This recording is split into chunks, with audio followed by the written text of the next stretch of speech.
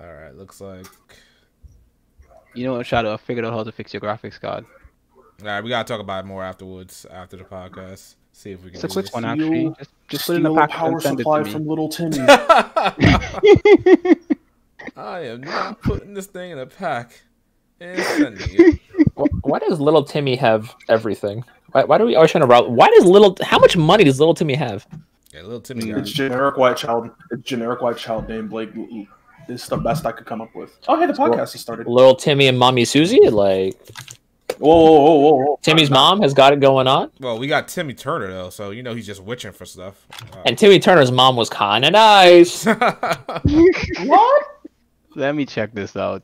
Speaking of like cartoons, like have y'all seen the Lola Bunny stuff going around? Yes.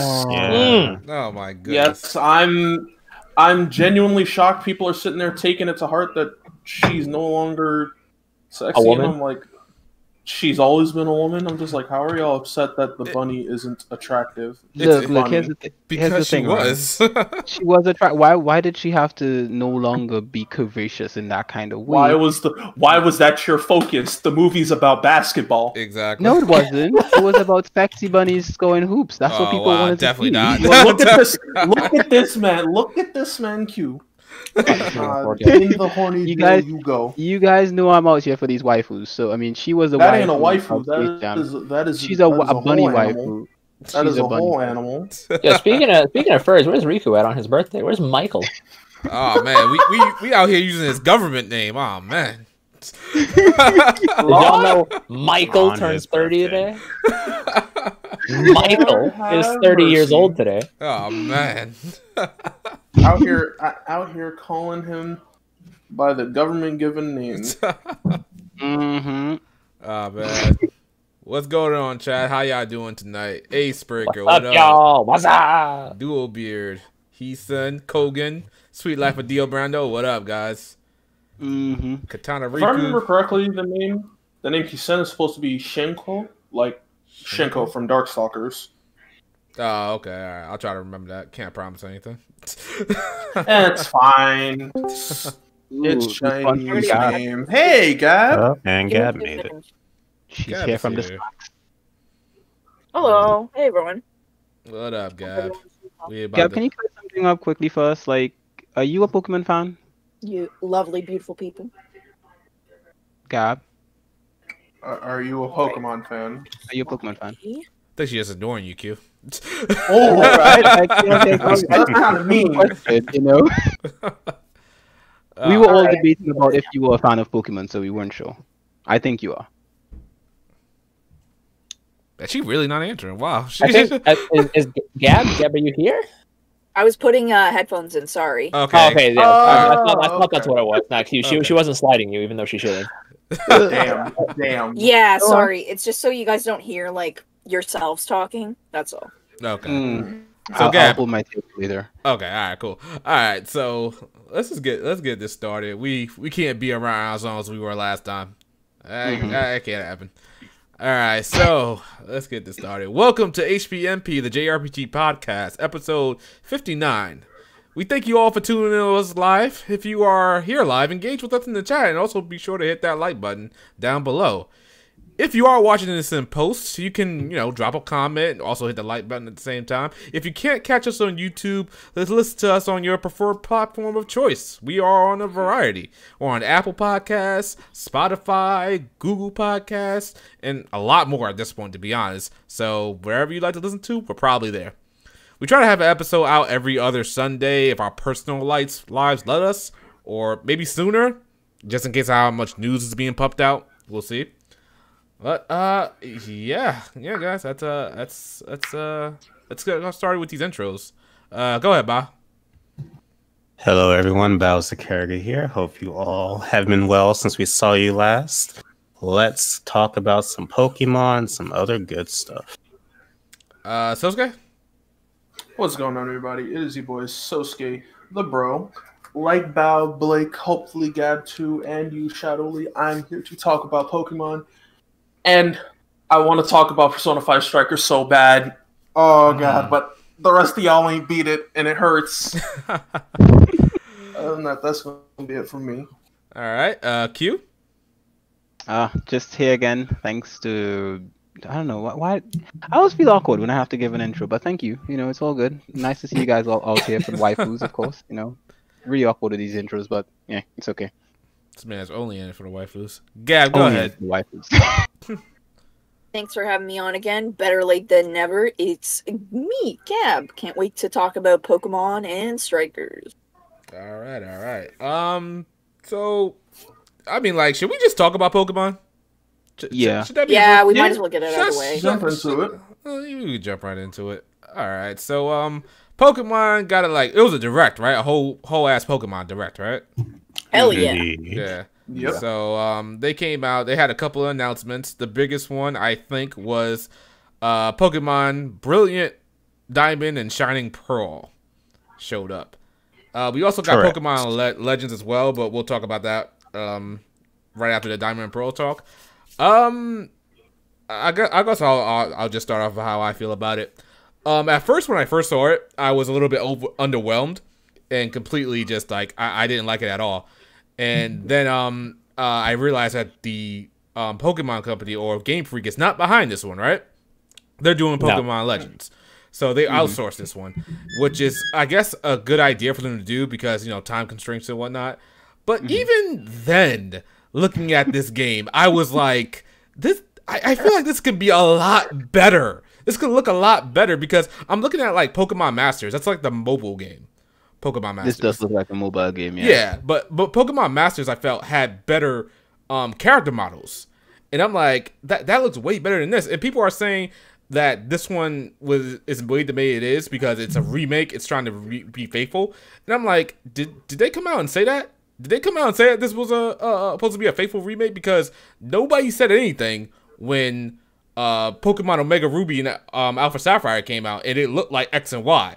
So I felt like that was the natural progression for this to look like Sword and Shield, but you know, Legends is a thing, so that's why it doesn't look like that. But again, if it looked like Link's Awakening, I would say, okay, this looks pretty good, but it looked like it could be better in my opinion. It just looked like it could be much better. And I'm not willing to, you know, go into a whole thing with Pokemon fans and stuff like that because Pokemon at this point is gonna Pokemon. It's gonna make as much money as it wants to, as much money as it needs to.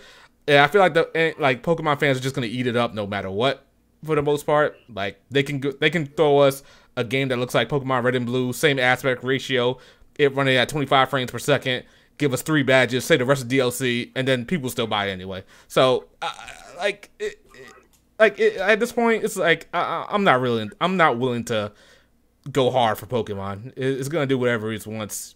Either you guys are gonna like it, you guys are gonna complain about it, and it's still gonna make its money. So it doesn't matter to me. Pokemon sells no matter what. It's yeah. What are you guys' just thoughts? like GTA, you know? Can I go? Yeah, go ahead, Gab. Yeah.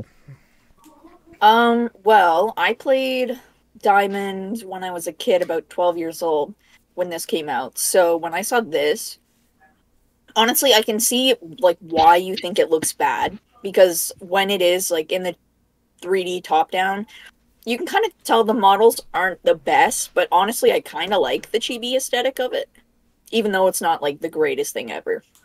I just don't want this to be a full price game, even though I know it's going to be. Oh, it absolutely will be for full price. I know it will be. Blake, what do you think, man? Well, you didn't give me an intro, but Oh no, I did. shit. What? Hi, I'm here. I'm just here to read super chats today. I mean, I don't want to be part of the podcast. I'm just going to be reading chats all day. It's okay, Blake. But It's okay. Pokemon Diamond and Pearl. I'm so sorry. I like those games, and I like remakes. And while I was, like Shadow, initially disappointed with their choice in art style, I don't think Diamond and Pearl would have lent itself well to the Sword and Shield engine. Because Why? Sword and Shield's engine was very much built around wild areas, and Diamond and Pearl's routes were not really built with that way. I think this is like the natural like progression. I think like remakes moving forward until they like find an engine that they can perfect. Like I don't think we'll get Generation 5 remakes whenever that happens in like a Legends Arceus style. Like I think that this might be something that they do more frequently. Also, Sebastian, hi Blake, how's it going, buddy? Welcome to the stream. Thank you. And here's a super chat from Duo. Here's a super chat so you can read. Thank you all. Oh my, thank you all. Love y'all. Thank you. Give me more screen time than Haru in Persona 5. All right. Wow. So overall, I was initially disappointed. I think I still would have liked it to have been at least like looked somewhat 3D because like the whole chibi model. Hey Ace, how's it going? Hello Ace Breaker, $2 super chat. Shadow, yeah, you should donate all these to me. But just want to shout outs to all y'all in the chat. Love y'all. Hit that like button for Shadow Elite, and but more so hit that like button for me because I appreciate y'all. I keep losing my train of thought because people keep stop donating until I'm done talking. So I thought after X and Y was done, I thought we were done with Chibi. Once Sun and Moon hit, I was like, sick, we're never going to go back to Chibi ever because there's not a reason to.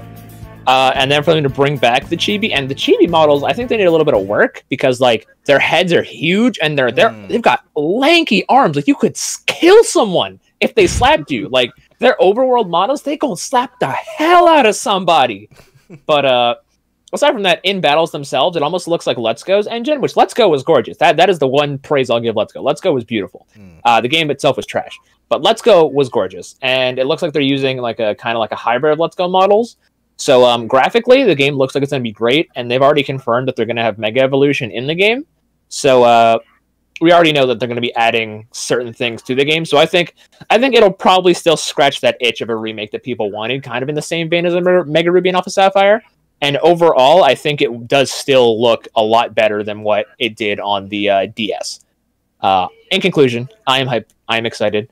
And I cannot wait for it because, like Gab said, Pokemon Pearl was also a game. Pokemon Pearl was the very first Pokemon game I ever bought with my own money. Every other Pokemon game I had played was either my brothers or my siblings, or like I hadn't really had to. But when I got my own DS, I had to. What's I'm looking for? I had to. Oh, Watcher! Welcome to the stream. Hi, Blake. Hey, Watcher. How's it going? Welcome to the stream. Welcome. Come in, my children. Welcome. And so it's very nostalgic to me, and just seeing these routes, I am excited because Sword and Shield had really bad frame rate issues, and not only is this not being done by a Game Freak, it looks chibi enough to be a solid 1080p 60 in docked mode. You know what? I will sacrifice overall graphics if the optimization is peak. And also, shouts to Johnny Jefferson? Johnny Jefferson 99 is punishment for Shadow's transgressions. The show will now be named Bow Blake and Friends. Blake and Friends. Yo, Bow, shake on it. Good to shake on it. Let's get it. Bow Blake and Friends. Let's go. Thank you for the super chats, guys. You're just gonna sit here and get robbed. So, overall, excited. Can't wait to play it, and I think it'll look great. Also, we'll talk about Legends Arceus, but another reason why I'm excited for this game is that Game Freak isn't working on it, and Game Freak in the past has been known just not to know what optimization means. So I am looking forward to basically going to see what Ilka can do. I do see that like mobile game side of it you guys are talking about, like. It looks like something you would see like at the start of a YouTube ad, like play Shining Diamond and Radiant Pearl or whatever it is. Like it looks like one of those games, but I have hope for it. And you know what? It's a seasonal Pokemon game. I always love them. They'll always be just good. They'll never be amazing. They'll always be just average. But you know what? It's my average fix. All right. Pokemon is just average, though. Oh, it just is just average. And here's the thing, right? How do you go from Sword and Shield to Diamond and Pearl, like this remake? I mean, offense, people always say no offense when they say something. Offense, right? The fact is that how do you go from playing Sword and Shield, which, I mean, I'm not even a fan of Sword and Shield, but it looks a lot better than this, and to playing this? You can't even put outfits on these characters. I mean, come on. Remakes, you can never put outfits on characters in remakes because it wasn't a thing back then. Yeah. Well, again, same with Omega Ruby Alpha Sapphire, you couldn't. No, I skipped that one too. You know, I was just like, no, not good enough for me. Q, what was the last time you played a Pokemon game? I'm being like, serious. What was the last time you played a Pokemon game, bro? I will be Because as far honest as I with know, you, you right? hate all things Pokemon. I will be honest with you, right? I made a video and talked shit about Pokemon on a YouTube video, and people hated me for it. They were like, "Oh, you talk shit about Pokemon. You don't even have the game, right?" And then my birthday came around, and a friend of mine who likes Pokemon was like, "Hey, I'll get you Pokemon as a present, so you can see how amazing it is." I got that Pokemon, installed it, recorded like about 5 or 10 minutes of capture footage, and then I was like, "Now I can talk more shit because I have it now, and no one can tell me shit about it." So man really said 10 minutes. yes, exactly. At that point in time, I was bored. So I was bored after 10 minutes, and I was like, okay, I don't want this anymore in my life. I can talk more shit about it, and no one can tell me anything because now I own the game. And anytime they say anything, I can just record more than 10 minutes. But Q, hear me out. Mhm. What if you use your time better than just needlessly hating on something? I don't hate on it. I mean, I don't needlessly hate on it. I don't really think you need to hate on anything, honestly. Spread positivity. Talk about the games you like. Well, the games I like. Pokemon Silver was the best. Well, Crystal was the best Pokemon game, to be honest. Like, it's not a good boomer now. They've never. They've not done a better Pokemon game since Silver. Like everything else after that. They have. I say they definitely have. Because Heart Gold and Soul Silver are the pinnacle of Pokemon. Yeah, like we're talking about. I think it just means like Gen 2 and Gen 2 of the Pokemon. Gen 2 Elitists, here we are. Yeah, I mean, when they showed Cyndaquil in that other thing that we'll talk about after. When they showed Cyndaquil in there, I was ready. My soul was ready for it. I was ready to talk all the trash. Oh man, it doesn't sound like constructive criticism. It just sounds like, bro, I actually only wanted this and only this. I saw Cyndaquil and my soul left my body as I questioned where Chikorita was. In the bush. Like, where's my girl? Where's my girl? Cyndaquil was the best starter, man, ever made. Totodile? Oh my goodness! All right, we're gonna get into that. We're gonna get to All Stars thing. Ba, what do you think about this Diamond Pearl remix? So my initial reaction was, "Oh, this is what we're doing." Like, I'd never expected them to go this route in terms of graphics, but I think at this point, I'm just kind of over it. I just want to play Gen 4. Like, I think if I was a bit younger and still like super into Pokemon, I would have been more disappointed. But now that I'm older and I don't have like high expectations for Pokemon games anymore after Sword and Shield, it's like, okay, I'll just play this and it is what it is. I shouldn't have expected more from them. But I will say one thing I am excited about, they're going back to the online style of Gen 4 because Gen 7 and Gen 6 was just shit. Well, Gen 7 and Gen 8 were terrible. Like super like unplayable terrible. So like just on that alone, fine, I'll buy your game. But Bao, what if they bring back the codes? What codes? Still better than what we have with Sword and Shield. We're just saying something. Oh. Okay. Blake, I think it's a super chat. Hey, Trip, thank you for the $5. That's my boy Tripmon right there. Go follow him on YouTube, Twitter, and Facebook. Go to his OnlyFans. Go to his Fossil Fighters Let's Play and say, Trip, where's the next part? Because he hates it when people do that, and I love telling people to go do that. So go do that. Go to his Fossil Fighters LP and just let him know. All right. Sosuke, what do you think about the Dominant Pearl remix? Personally, I actually really liked how they looked out the gate, and I still do. The models almost remind me of Nendroids in a way. It just feels like they ported Nendroids into a game and just said, yeah, you're playing as these now. Overall, the world's very vibrant and colorful. Nothing feels washed out and ugly. Honestly, people complaining that, it looks like this, when it literally just looks like the original game in 3D. Which is not a good thing in a lot of people's opinion, though, because that doesn't translate well. Like, it doesn't translate the same, like sprites to a 3D model like that. This is one of those few times I can honestly say it does. The character models actually can be expressive. They can actually show emotion instead of just blank, soulless eyes that stare into another sprite's eyes, waiting for an emoticon box to pop up over someone's head.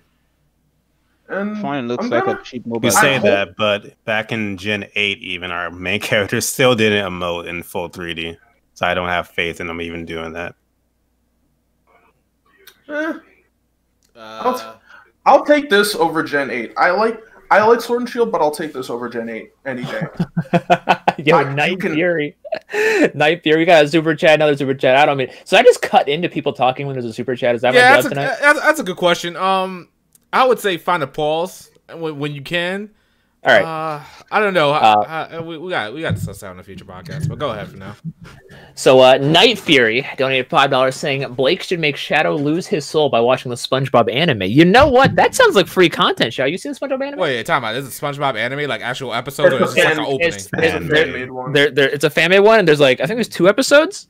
But it is better animated than My Hero at times. That's hard, Cap. But then again, Blake's a SpongeBob fan. I need to see this. Who has the time? Oh man, I just gonna Google that after podcast. Oh my gosh. So yeah, these Diamond and Pearl remakes, they're people are going crazy over them, saying that they don't agree with how it looks. I'm just questioning the narrative. Where did the narrative come from that these were supposed to be faithful remakes? Because I don't think that's the thing. I think that's just people justifying how this game looks. Honestly, it's in the trailers themselves. It seems like it's supposed to be a faithful remake. It doesn't. They never set out the gate. Oh no, this was going to be big bungo bucks. We're going to dump all our money into this, and I can clearly see why this isn't where they're dumping all their money. Given the next thing we're going to be talking about after this. If you're asking Shadow if Nintendo or Game Freak has straight up said that, no, they haven't. Okay, yeah. So, like, I can understand because I'm looking at the trailer right now, on the podcast. Like, they're trying to harken back. Well, that whole direct was trying to harken back 25 years of Pokemon and stuff like that. But I don't think that was the thing. That was the deal when they were making this game. They had to outsource it to a different company. This company are not big on like big budget titles or whatever, highly powerful graphics and stuff like that. And this was the best thing they could do for the most part.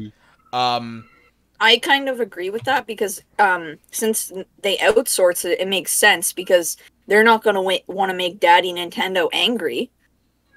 I will say the company that is behind this have worked on Nier Automata, Dragon Quest XI, and Ace Combat 7. Just so you know. Elka? Yeah. Alrighty. Interesting. So they have some know-how. We got a super chat from Duo Beard. If the game ups the difficulty scale, I'll be happy. Listen, bro, I got one word for you. Cynthia. All right. And she's gonna have a Mega Garchomp now. Think about that. You struggled enough with her Garchomp. She's gonna have a Mega Garchomp now. I'm gonna keep it real with you guys. I think Cynthia's gonna get nerfed. I don't think she's gonna get buffed. No. She's gonna get nerfed. I don't watch her think so. get nerfed. I'm pretty sure she is. Like Pokemon has been easy as of late, and that's not like a shot against Pokemon. It's just like that should be a shot. Okay.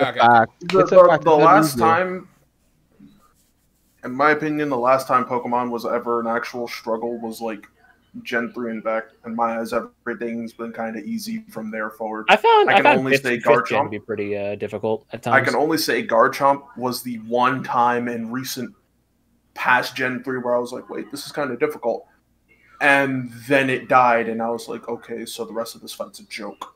Nah, I thought people thought Gen 5 was actually challenging. Yeah, Gen 5 was a little bit challenging. The Elite Four was pretty challenging. Gen 5 was challenging? Yeah, I thought people find guesses hard. Yeah. Yeah, guesses. Yeah, after the Elite Four, right? He was pretty tough. I kind of steamrolled Getsus and was like, no, give me my damn money. See, it's the thing about it, Pokemon, because I think you're supposed to level up a certain way. Blake, you can go ahead and read that. So we've got a super chat from Q's alternate account, Whacktastic1, and it says, no cap, Pokemon games have been boring every gen after 2. The only interesting thing are Pokemon designs. So Q, thank you for your money. We'll be taking that. Here we go. Gen 2 was the best gen, unfortunately. Gen 2. I'm just saying. I mean, two regions in one game. Think about that. It had 2 regions, which made it even. Okay, but you wouldn't have the second region without the first game. Right, yeah, but the fact is that why didn't they do that with the third game? Why didn't they give you 3 regions or something? But they didn't. They gave you 1 region. There is a reason for that. I say, you know how difficult it is to scale? Yeah, I say gym fights in the second half of Gen 2 were a mess. Yeah, I'll say that. Yeah, you're kind of right. They were like, scale you're not talking about power scaling, bro. You had level 70s and 80s after that Elite Four, and those gym leaders look at you like, you're not new here. You're not 10 either. What's going on? All they could have done is give you new Pokemon when you move up to the old gym, like the old gen. Like say, hey, leave all your Pokemon in that first place, and some of us, I did that. Like I would start with a new fresh team for this section of the game, and I did that, and it was fun. You know, so yeah, cute. There's a way to do that. After you beat the Elite Four of X and Y, if you insert Omega Ruby and Alpha Sapphire, you can start a new region with a new team. Oh my goodness. He's right. So as far as the difficulty goes, like I said, I thought guesses were a little bit hard in Black and White because I feel like the less Pokemon you have, the more levels they get. Because I had a full team of 6 and I was rotating them all the time, and I felt like they were completely under leveled. And I think I realized that in Diamond and Pearl. I was like, that's the reason they started doing the EXP all. Yeah, because they figured people would start rotating their teams. And that's why people complain about being over-leveled in the new games. You're meant to rotate your teams. Yeah, because I remember in Diamond and Pro, I really had a problem with levels. Because like I had 6 Pokemon by like the 5th badge or something like that, and I was completely under-leveled for the most part. And I couldn't, not that I couldn't beat them, but I felt as though it was a little bit of a struggle when I first played Diamond and Pearl. And then when I got to Cynthia, forget it, she was just whipping my ass all across the board for the most part. But I also do remember like having a struggle with Blue. In red and blue, that was he was as a kid he was a little bit tough. I remember my heart pounding like crazy back then. But yeah, for Black and White, that was like I felt like that was really tough. Guesses was something else to me. I was like, because in terms of like difficulty, anything X and Y and above, I haven't. Well, actually, no, that's not true. There was one point in Sun and Moon where I think I got a little too like overzealous with switching my Pokemon, and I think one of the it's because I chose Poplio as my starter, and I think it's the second trial when you're in the forest, and that totem Pokemon will summon Pokemon that use Sunny Day, and then they'll hit you with Solar Blade, and I didn't have any fire types at the time because you're not really given any unless you choose the fire type starter, and that completely killed me. Like that wiped the floor with me, but. Listen, I feel your pain. I was stuck on that one for 8 hours, man. I thought I was the only one. I was gonna say the only Pokemon game I can think of that I actively struggled with in the past, like, decade that they've been out is fucking Sun and Moon and that grass totem pole guy. Yeah, those totem poles will mess you up if you didn't have a good Pokemon to deal with them. Oh, we got a super chat from Skill Tree Seasons, and they say Q is wrong. Okay, cool, thanks. No, man. You know what? Here's the thing, right? Just to be clear with everyone, right? The fact is that I have bought every single Pokemon game from the beginning, from Blue till like whatever, up until I finally gave up. I finally got to the point where I was just like, they're not gonna make this any better. Like I'm just bored at this point. And all these struggles you guys mentioned, I watched them. Like they weren't any struggles for me, right? I didn't play Sun and Moon, so that's the only one I didn't play, right? But the others, I got them and I played them and I just went through it. And maybe it's because I'm known for like notoriously level grinding or something. I don't know. The point is that I always had a good enough team and I would watch every gym and it was a cakewalk for me. And I got to a point where I was just like, I'm not having fun with this anymore. And I would like the battle system to be a little more technical or something, or just give me something to just like wow me or something. Just maybe put voice acting or something. I don't know. Something that's just that's what SMT is there for. Well, speaking of which, we got Legends, and I think we can slide right into talking about Legends at this point. But Skill Tree Sessions, he did have a something to say. I guess he messed up with the super chat.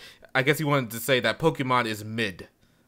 They're average RPGs. They're not meant to. They aren't the best of the genre, like said, but they certainly aren't the worst. I say they're definitely meant to be like entry points into like gaming. And what was I gonna say? I was say, have you ever played the GameCube games, Q? Like Coliseum and Gale of Darkness? Because those ones I also found I still own them. Still own the GameCube games. At least I think they're somewhere packed away in some closet or something. But those games being double battles only, kind of like Temtem, they add like that much extra kind of to it, so it makes it a little bit more challenging if you hadn't struggled with any of them. I remember as a kid, I struggled in certain parts, specifically towards the end of XD, when you have to fight like a Shadow Salamence and like a Shadow Altaria.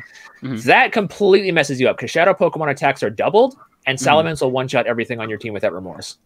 XD was actually a challenging game. I will admit to that. XD was challenging. Coliseum was easier, but XD was challenging to like just it was challenging. So I will give you that. It was 3D and it was nice looking and I liked it. Also the starter, the sort of like protagonist looked cool. So I was like, cool. He looks Honestly, the GameCube games, in my opinion, are like right next to Heart Gold and Soul Silver with like their quality. They're really up there. All right. All right, so let's talk about Pokemon Legends. I know Blake, Bao, Sosuke, you guys want to talk about this one real quick about what it's about and what kind of game it is?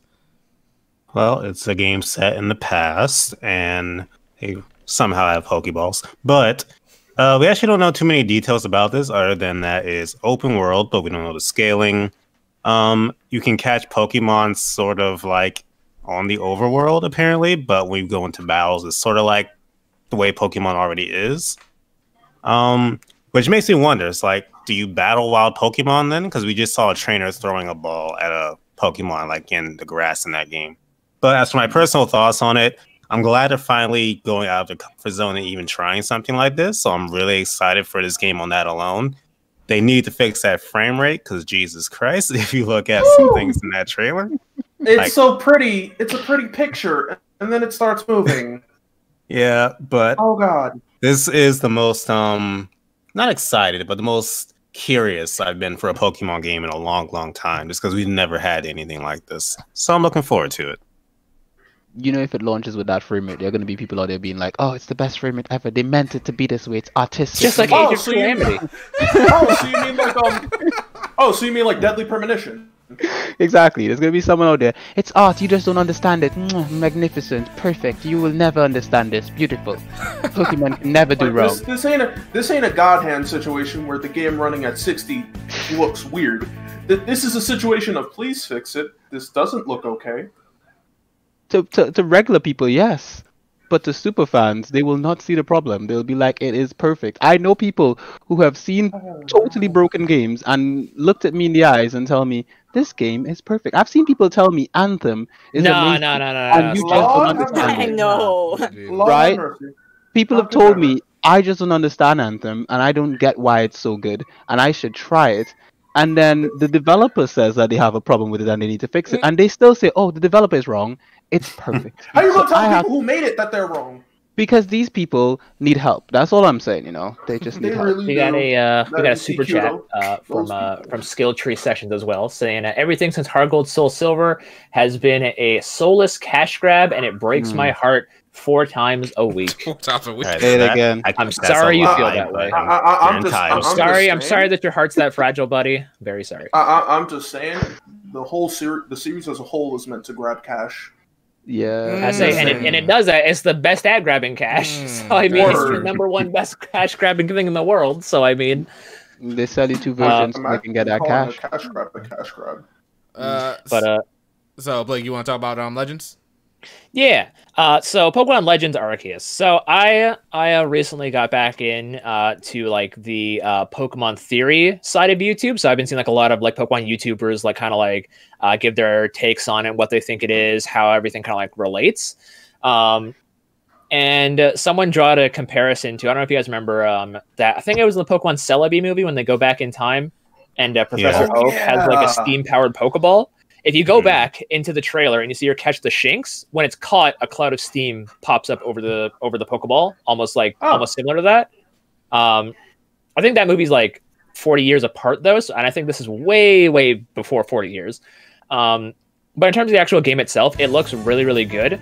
I say it looks ambitious for what I'm used to for Pokemon. Super chat. Oh, Sebastian. Yo, I want Shadow to say this. Muso games are goated. Shadow, he paid $2. It says here in the script. God. Man's paid good money for this. Muso games are garbage. Okay, I think I said it. You hate to see it. Also, it be what it be. They said I think they said it wasn't in the trailer. I think it was on the website where they said Pokemon Legends Arceus, like the starting point of like the story is that you guys are exploring the Sinnoh region. You've come to this village that's only recently established, and your goal is to create the Sinnoh Dex. Right. So first, everyone. Yeah. So from that description alone, you can probably already, I think the first, or the, how many Pokemon were in Sinnoh? Like 200 and something between like all the new and old Pokemon they added to Sinnoh? Should be something like that. Yeah. So people are going to get mad when they say no national decks in this game, but you know, we don't care about that. Overall, I'm looking really forward to this game. It definitely feels like Diamond and Pearl are like the Link's Awakening anniversary title, and then Legends Arceus is their ambitious Breath of the Wild title. I can definitely agree with what Bao's saying. The frame rate is very spooky, very sus. If the rumors of that new Switch that we get every year is true this time, we might actually see this coincide with it. They might even release like a special edition of it like the same day to coincide with this game if this game's going to use a lot more power. But like I said earlier regarding Ilka working on Diamond and Pearl, Game Freak does not optimize very well. They do not know how to use infrastructures and technology and stuff. And I mean, I don't either, but that's not my profession. So I'm a little nervous that they're going to try and do this all on their own without any help. Like, if just any other developer wanted to help them, like Bandai Namco, they helped them develop Pokken. Monolith Soft. Well, actually, I think Monolith Soft's got their hands tied with whatever secret Xeno project they're doing, and then Breath of the Wild too. So I don't know. And Monolith Soft's a tiny studio, from what I gather. God damn it. But even like, if y'all remember Pokken, Bandai Namco helped them develop that, and that game runs buttery. It is a solid 60 frames at all time. That game never drops frame rate. Just bring another company, just anyone. Literally, you could bring the developer of Undertale or Hollow Knight on here, and he'd do a better job of optimizing the game than you. Listen, all I'm saying is that they don't bring CD Projekt Red here.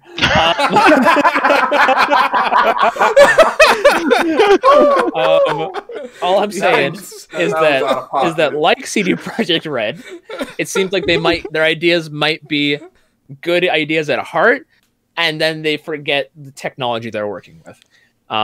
But unlike Cyberpunk, there's no PC port of this game to save it. So, in conclusion, game looks great. I'm really excited for it. Can't wait to be Naruto running around the world, being chased by Garchomps and beating ass with Lucario. And Game Freak, if you're listening to this, consult anyone. Go talk to anyone that is not CD Projekt Red and ask them for your help on optimizing this game, bro. Go get Nintendo's help. No, wait, Mario 35. Okay, not Nintendo. Go get like. Like I said, go get like Bandai Namco. Bandai Namco is also working on Pokemon Snap. That game's 60 frames. The trailers for those games look fine. Get Bandai Namco on this. I don't normally shield Bandai Namco because they're Bandai Namco. But you know what? Or even imagine they got the Tales Up team on here now. They focus on a rise right now. Yeah, they focus on a rising suspicion. But so yeah, that's it for me. Okay, so like I'm thinking that these games it looks like Bao said, this is the most curious I've been for a Pokemon game in a long time. I can't wait to see what they do. I don't know. Is this turn based or is this like action? Oh, it's gotta be turn based. It's probably turn based. We've seen the battles. Okay, at first I thought it was a sequel to Pokemon Conquest. Yeah, I would change the battle system though. I mean, I like everything else about the trailer, excluding the frame rate, of course. But I wish they would literally just do something different with the battle system. That'd be so good. I mean, it looks like they're trying to do something different here. Well, it looks like it's mostly the same, but it looks like battles are just going to be taking place on screen, then being transitioned into an actual battle. You can just catch the Pokemon as you see them. Oh, get Falcom on the development team. So like, yeah, the frame rate is just it's looking crazy. We can only hope that these Switch Pro rumors are coming our way, and this is gonna help it. I don't expect it to be a huge power jump in Switch Pro, but you never know.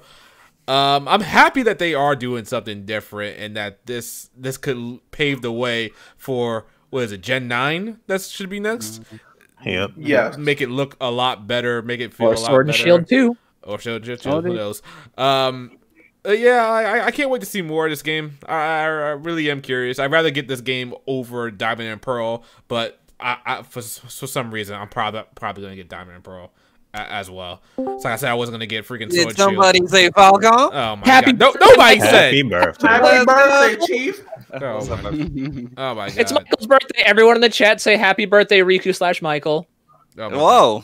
Yeah, you using government names. Oh, wait a minute! Is that new profile picture kind of hit? Wait. Yeah. That's crispy. Hold on. Can we get a super chat in the chat for Riku's birthday? Oh my goodness. So yeah, Riku's birthday. Happy birthday, man. Appreciate you being around. All right, so yeah, Riku, you got anything to say about Pokemon Legends? Super chat. He says hi, Riku. Also, happy B-Day from Sebastian. Thank you, Sebastian. You asked me about this new Pokemon news, all this other stuff, right? Yeah. So wait, okay. You got to refresh me because I haven't been keeping up. So this, first of all, the remake. Which one is this based off of again? Diamond and Pearl, right? Yes. Yep. That was the one that was the last Pokemon Gen that I played before I fell off of Pokemon. I'm now that I have a Switch. Am I interested? A little bit. The new one. What is that one called? Legends? Legends, Arceus. Yeah. I want to see more.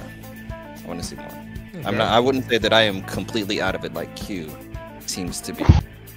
I think The there's one still that's hope completely out. I'm interested in the new one. I'm just. Are you? I am. You know what? Strangest thing, right? Strangest thing happened after I saw the trailers for it. Because I wanted to make sure that I was properly well educated on Pokemon. I said, you know what? Let me just Google Pokemon. And down the rabbit hole, I watched 7 episodes of the new anime series for it, and I was like, this is actually entertainment. I like this new guy. This guy named Go. He seems pretty chill. He's better than Ash. So I was like, you know what? It's okay. You know, it's okay. I can give it a try. If Go is in the game, maybe. You know, it'd be cool. He's not. That's not how the anime Man works. wants another Pokemon Yellow. Wow. Man wants an I'm official interested in it. Pokemon Ash Gray. Let's see. Gab, do you have anything about Pokemon Legends? Arceus? It. My issue with it is that it looks kind of shitty.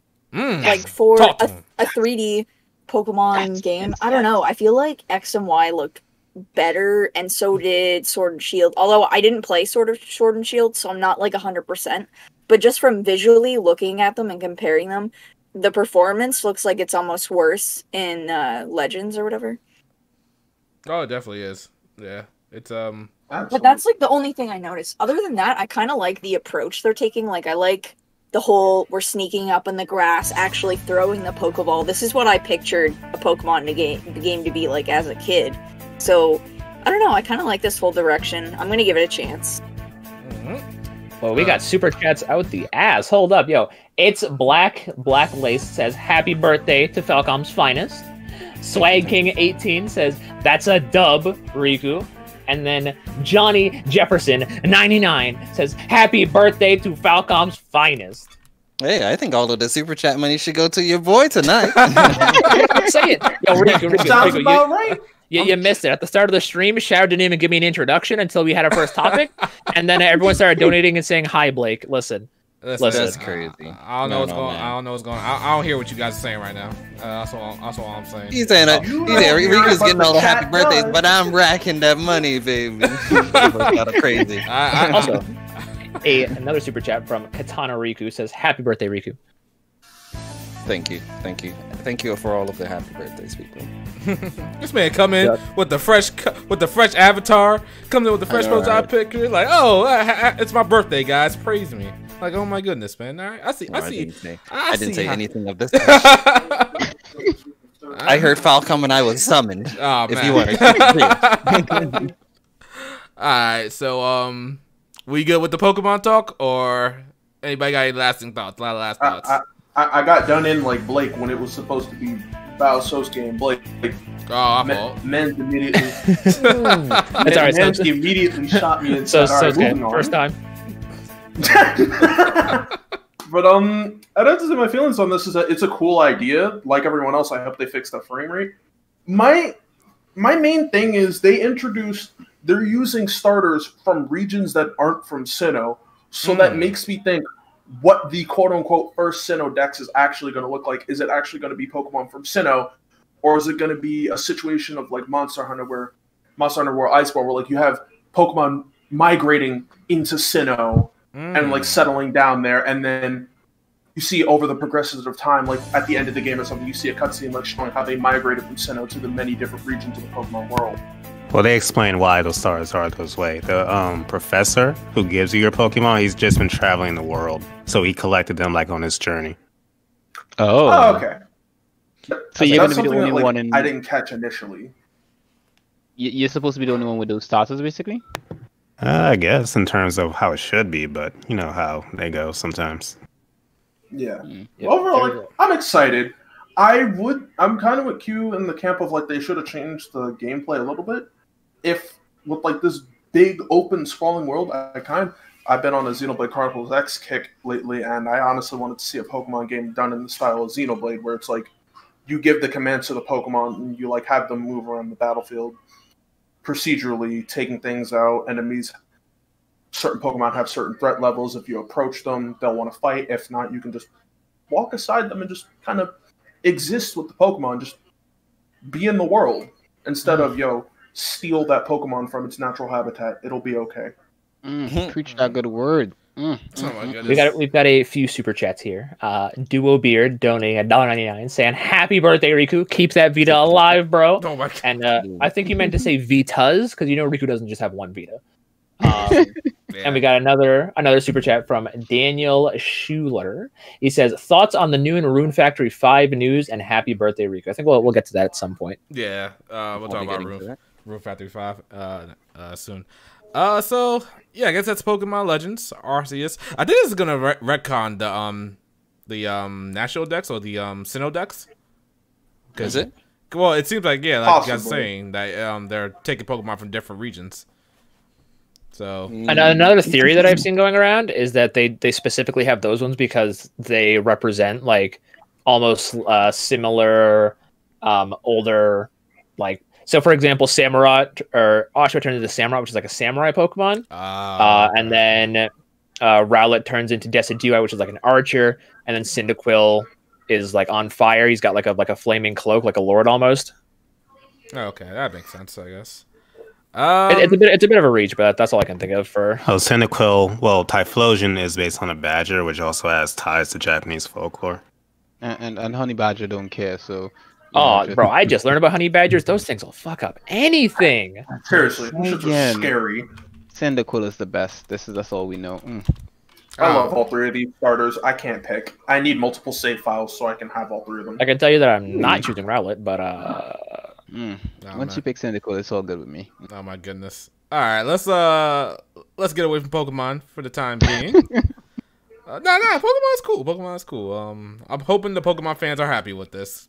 Because if it was me and I was really that's a trick question, Shadow.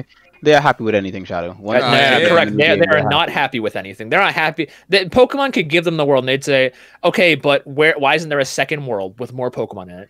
And then they'll buy it. They'll buy it. The same. There you go. I'm not saying Pokemon don't give Pokemon Company money. I'm just saying that they'll never happily give them money. It reminds me of a Mighty Keith skit about Pokemon, where it's just like 16 million copies sold. How'd that boycott go? And I'm just like, yeah, he's right. Yeah, y'all said y'all were gonna boycott this game. 16 million. I hope we get a new Pokemon game, but y'all just got one. I want another one. All right. Let's real quick talk about Pyre and Mithrin Smash real quick. For the guys that are playing with them. What do you guys think of them? Great additions or great incredible additions? They work very well. Their models are great. Like they all just kind of they fit. They mesh very well with Smash's, I guess, like narrative and art style. Certain characters like have just kind of looked weird when they got included to Smash. Steve. I'd say Steve looks pretty true to his character in Smash.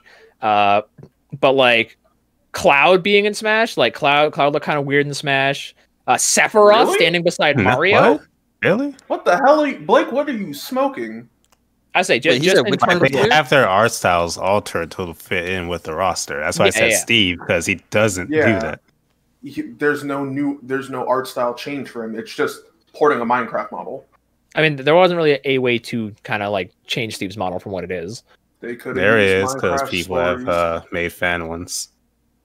And they all look like trash. But yeah, so Mythra and Pyra looking hella nice.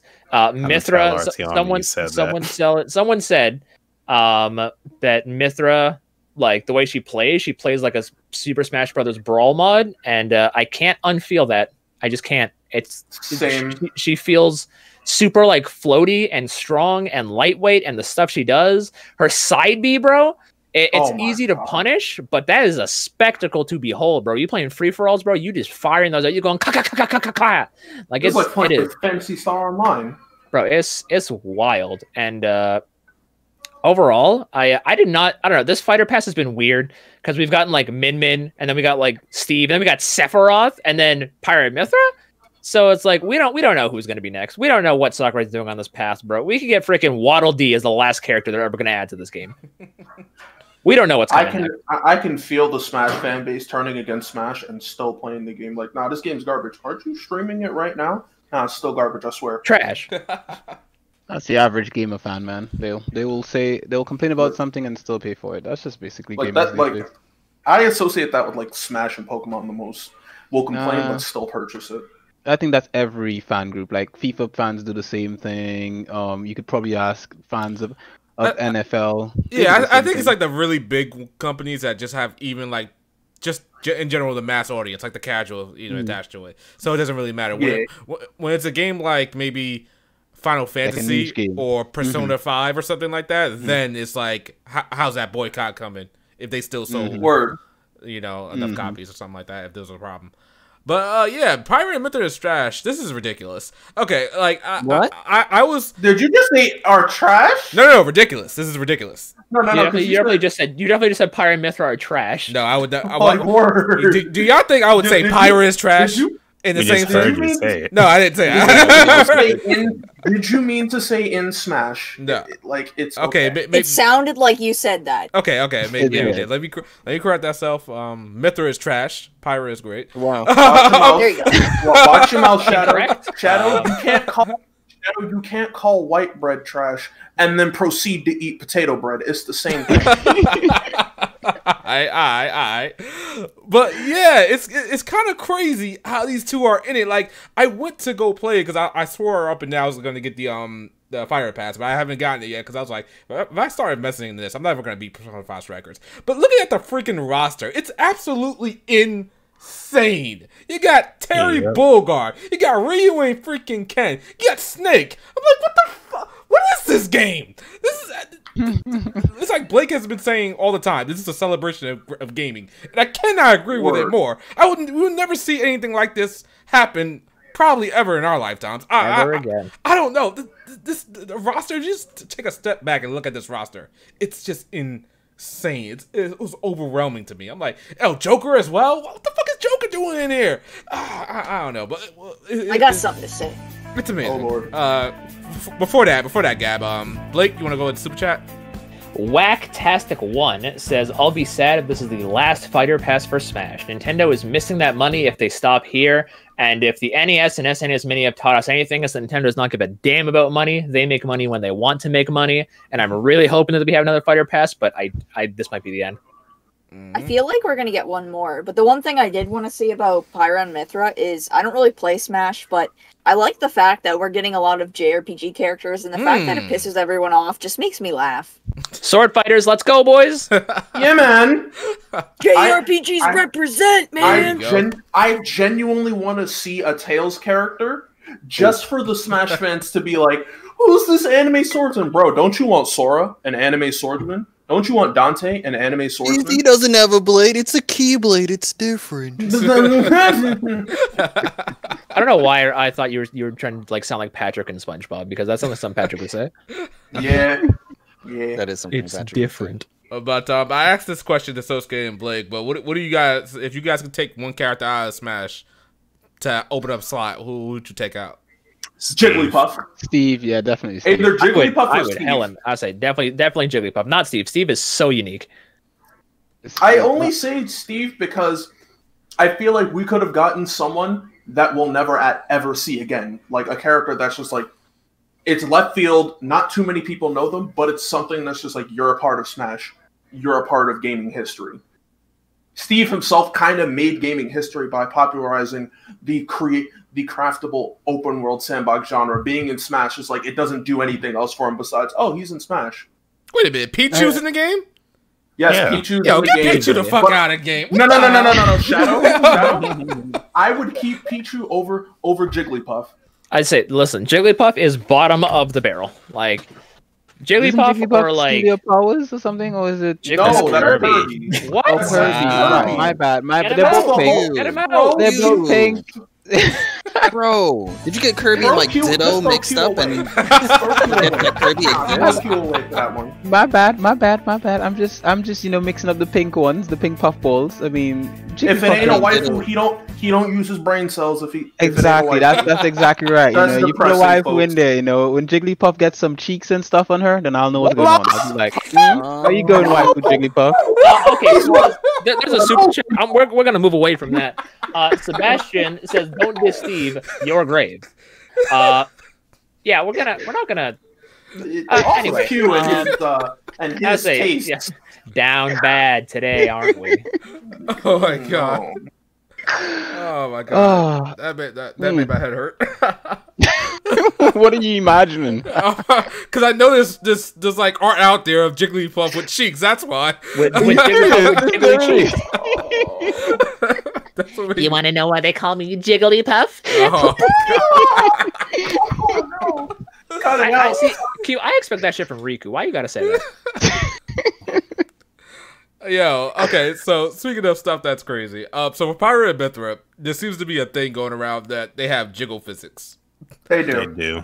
And people are offended by this? No, It's only Yes. Smash. people are it's only offended by the Smash mod. fans. No, I think people are offended, but there's a mod going around where there's exaggerated jiggle physics that make them like Like- super bouncy, and people are really upset Southern about Hard that Rock because they're just saying like the over sexualization of like women and like this and that about you shouldn't be putting these in like kids games, and this is just objectifying video game women for nothing more than just a bunch of stuff. Now, my counter argument to that is, where were y'all? Where were y'all when the creeps were getting outed in the Smash community? You only care. You only care when it's convenient. Don't be upset. Don't be upset when it's convenient. Be upset when it matters. This man in the chat said, clap them jiggly cheeks. Get them out of here! Throw the whole person away. Throw the whole comment out. But actually, I actually have something to say about this whole the thing about when usually when a character comes on and the character is sexually attractive or whatever have you in a game, and people have a problem with it. The thing is that no matter what it has been, whatever form of media, whatever have you, sex is sold. If you think about, like, just even consider fans only. Fans only is a platform where people can post whatever they want, and most people post some really nice pictures of themselves, and people pay for that. And the thing is that I think once the power lies, if it's a real person, like someone exists and the power lies with that person, female, male, whatever have you, then that's fine. I'm completely comfortable with that. If it's exploitation and you're exploiting someone specifically, as in you're getting paid for someone else's work, I have a problem with that. And so with these created characters, they're not real.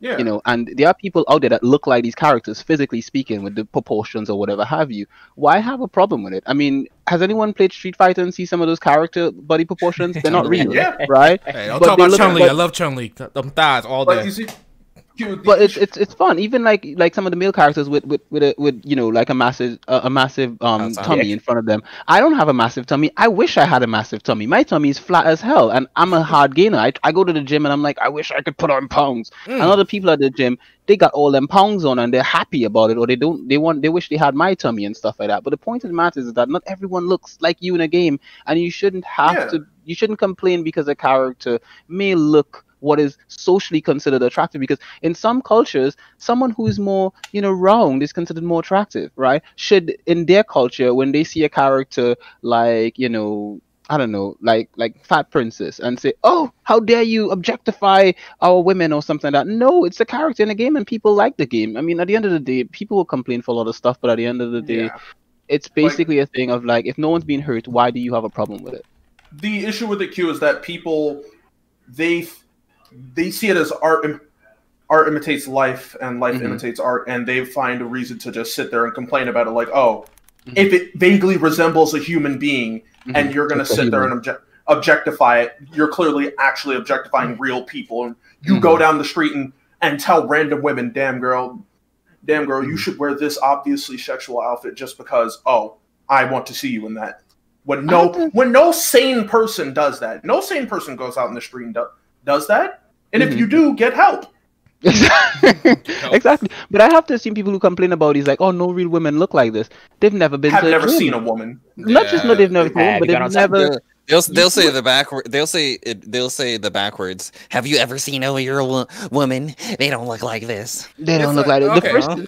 it's not The first time common for women to look like, you know, Mithra or Pyra or something like that. But they are But around. it is a thing. Yeah, they all around, Yeah, you like- know? There are women They that look like these characters. I mean, even if you consider like the body shape or something like that. Like for example, the first time I went to California, right? And this is one of the things that I've like for me, I was like, wow, California is pretty chill. First time I went to California, the first thing I noticed that women all wear leggings. Like I don't know if that's like a national thing. They get up in the morning and everyone gets a legging on the first day of birth or something. But the thing is, most women I saw in California were wearing leggings. Like that was like the national outfit or something. And a lot of the women that were wearing those leggings happen to have a body like similar to some of these characters in these games, right? Do these women not exist? Are they not entitled to look the way they look or something, or are they just making other people feel uncomfortable? And in the same way, there are women who have different body shapes and they're beautiful as well. I think at the end of the day, everyone's beautiful, man. It depends on what you find attractive, right? You know, so at the end of the day, people complain for nothing, you know. Yeah. We all have different definitions of beauty, and not because your definition of beauty doesn't match someone else's, you should say, well, this is a problem because I think it's making me feel bad about myself or something like that. No, that's on you. You know, Yeah, so I think people just go they want to complain about something just to complain about it. They want the likes, they want the retweets, They want the clicks. Yeah, they just want that stuff. Nobody's really going crazy. It's like also what we were talking about earlier with Lola Bunny and stuff like that. And then people were trying to cancel that Looney Tunes character Pepe Le Pew or something like that. I was like, bro, I had to talk. it was a different I had to time. talk with friends about that. It's not even about it being a different time. I had to talk with a friend about the whole Pepe Le Pew situation. The only reason Pepe Le Pew goes after that cat is because something happens to her that makes her have a white streak on her body to make her look like a skunk. He's a skunk attracted to skunks. Before she gets the white streak, he does not care about her existence. Then she gets the white streak, and he's suddenly like, "Hey, mom, let me talk to you real quick." See, that's the thing. How you doing? I think Sosuke with Pepe Le Pew is that he's not just like going up to a spitting game. He's like going up to a spitting game and like grabbing her, kissing her forcibly. Oh yeah, that is and creepy. stuff like that. Yeah, that's why they're like trying to cancel. But for it to just come out of nowhere like this, like it's been around for how long, and now now you want to cancel it? Like, oh, wait, people are bored. Animals? Yeah, they're trying to cancel. Do they know dolphins? Dolphins are very aggressive in certain ways to other animals. Like, oh yeah, let's cancel dolphins. I say you get canceled dolphins. You can hunt them to the brink of. Oh no, Japan's just wholesale eating them. Have you ever fed ducks and swans? Like when you feed ducks, right, and the swans are there, and you throw a piece of bread and it's closer to the swan, them swans kick them ducks' ass, man. They're like, get out of here, bitch. You know, they're like, that bread is mine. You know, so I'm just saying, at the end of the day, these are just animals, and whatever is fiction. Fiction is fiction. Characters. Like if we can't, real is real. If we can't do whatever we want in fiction within reasonable means, what's the point of existence? Like exactly. Come as on, long as you're not acting on your like fictional urges for characters in real life, there's no problem. Yeah. Like if you don't go around touching and feeling people creepily because you were able to do it in Senran Kagura, that's fine. Don't do it in real life. Yeah. Sit there and stare at Asuka and be like, this is excellent. But don't go on the street and do that to a real person. Asuka, Homura, Hikage, Shiki. The list goes on. Akane. Speak them names. Oh, testify, brother. Testify. Oh my god. All right. I feel like I'm in Black Church right now. Hold up. All right. Moving on. So that's Pyra and Mithra and I never got to go. Oh, I'm sorry. Go ahead. Go ahead, my guy. I'm on a tirade about random things. Go ahead, Bob. My thoughts on Pyra and Mithra is that they're a great addition to the roster. You guys know I'm a massive Xeno fan. So whenever something Xeno related gets brought up, it gets more eyes on the overall series, and that makes me happy. They're really fun to play. I prefer Mithra in terms of gameplay, although I do wish her moves had just a tiny bit more killing power. Although that's what Pyra's for, but like I said, I prefer Mithra. Her side special is probably my favorite in the game just because it's super flashy, super fun to use. And that's kind of it. Go on. All I'm going to say is Sakurai is a man of culture. He chose Pyra over Mithra, and as a fighter. No, he didn't. I know what you're talking about. I never saw that. I just saw he's before Pyra. That's all I saw. As a fighter. I don't know.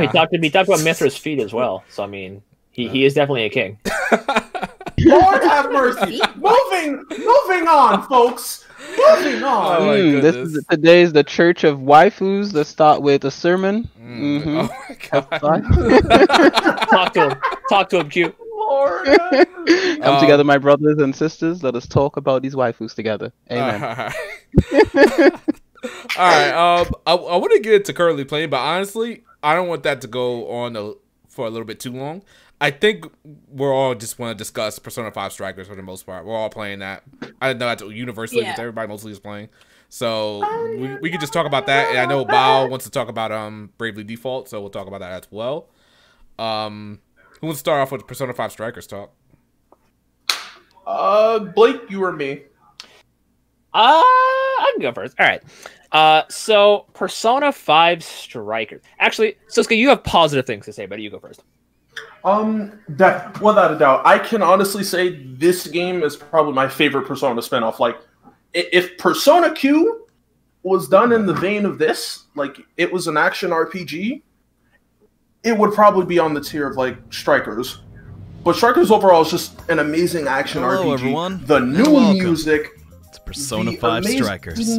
Like I say, A game these dungeons I for an wasn't action RPG really are looking forward to be incredibly honest designed. with you, Like but after they feel finally like getting my hands on it, man. they feel like entry level action. I don't RPG know how they dungeons, did it, but they still make you Atlas feel pulled it engaged, off. like you're doing something. What was You're normally still going a from places, RPG understanding game puzzles, series is now fighting enemies in transformed like specific into a 3D action game. room God spaces. damn, Like you gotta manipulate the This field, one's use standard good, dash to attack straight enemies in up. different ways, Atlas and really approach hooked me the up. combat They with gave like me the how game you a bring your little team. bit early. Yeah, What can the I say? dungeons are structured in a certain way that you It's have pretty to bring good, certain but teams, but like I think this is also the time I want to past the say, third if dungeon, you've not you experienced build your Persona team how 5, you want either to and the vanilla approach game combat or Persona accordingly. 5 Royal, The I boss recommend fights checking out are our playlist. probably my favorite part of that entire Can we game. pause for a second?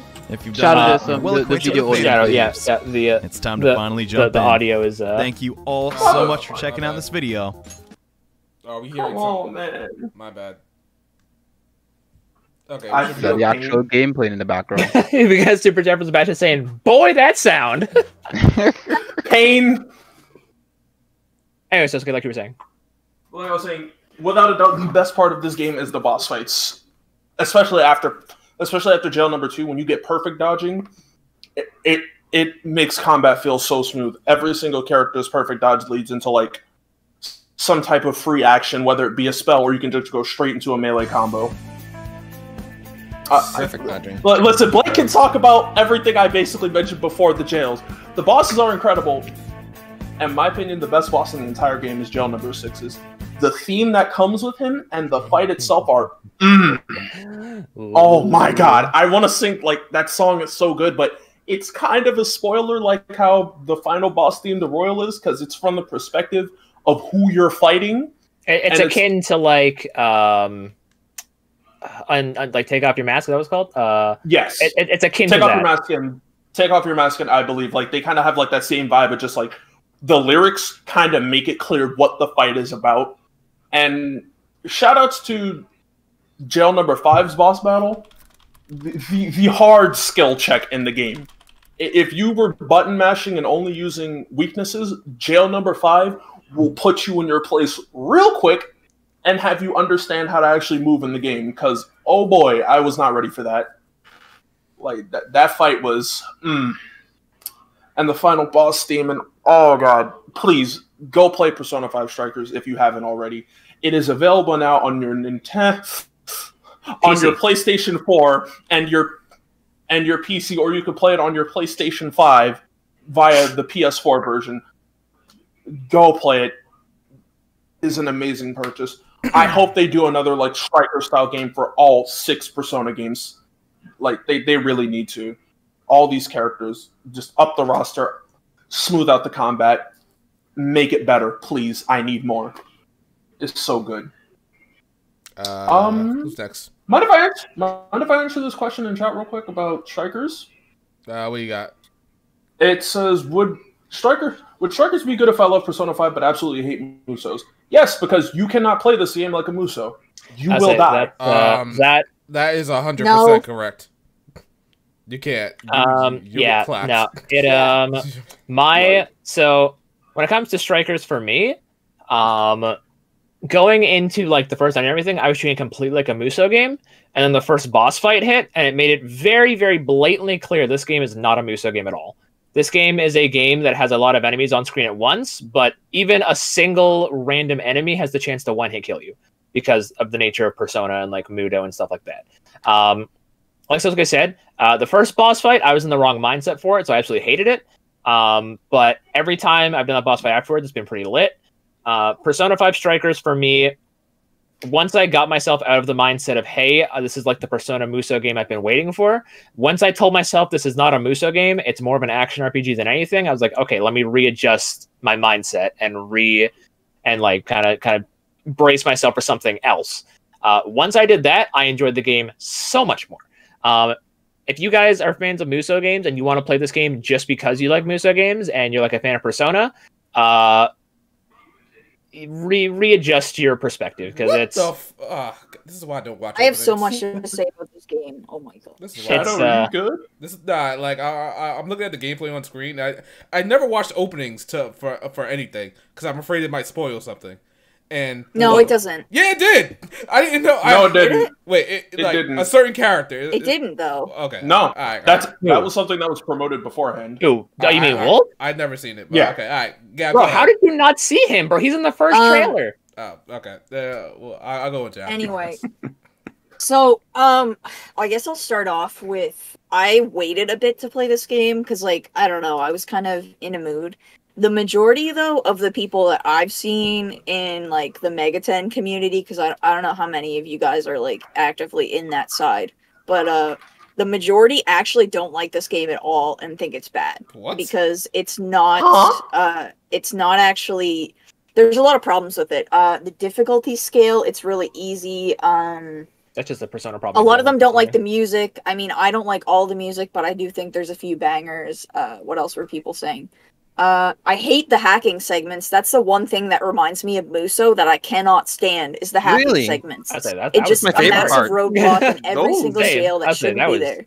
That was I wow. get to flex my combo. I get to flex my combos and like exactly.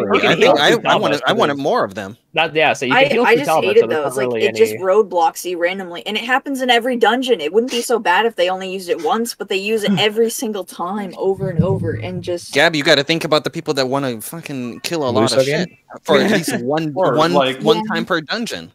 And the story's mid. A lot of people were just like, "Whoa, huh." She said wait!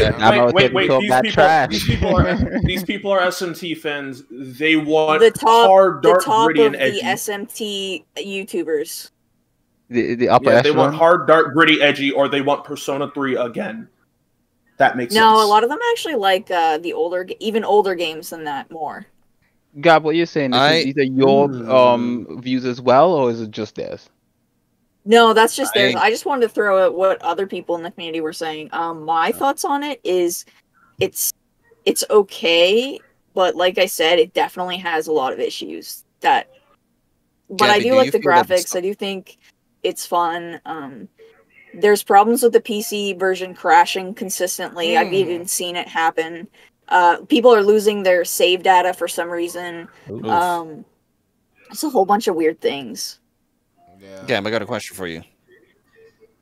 Does this story feel like instead of a sequel, like I guess like a filler, like an additional filler? Yeah, it feels like a filler episode to me.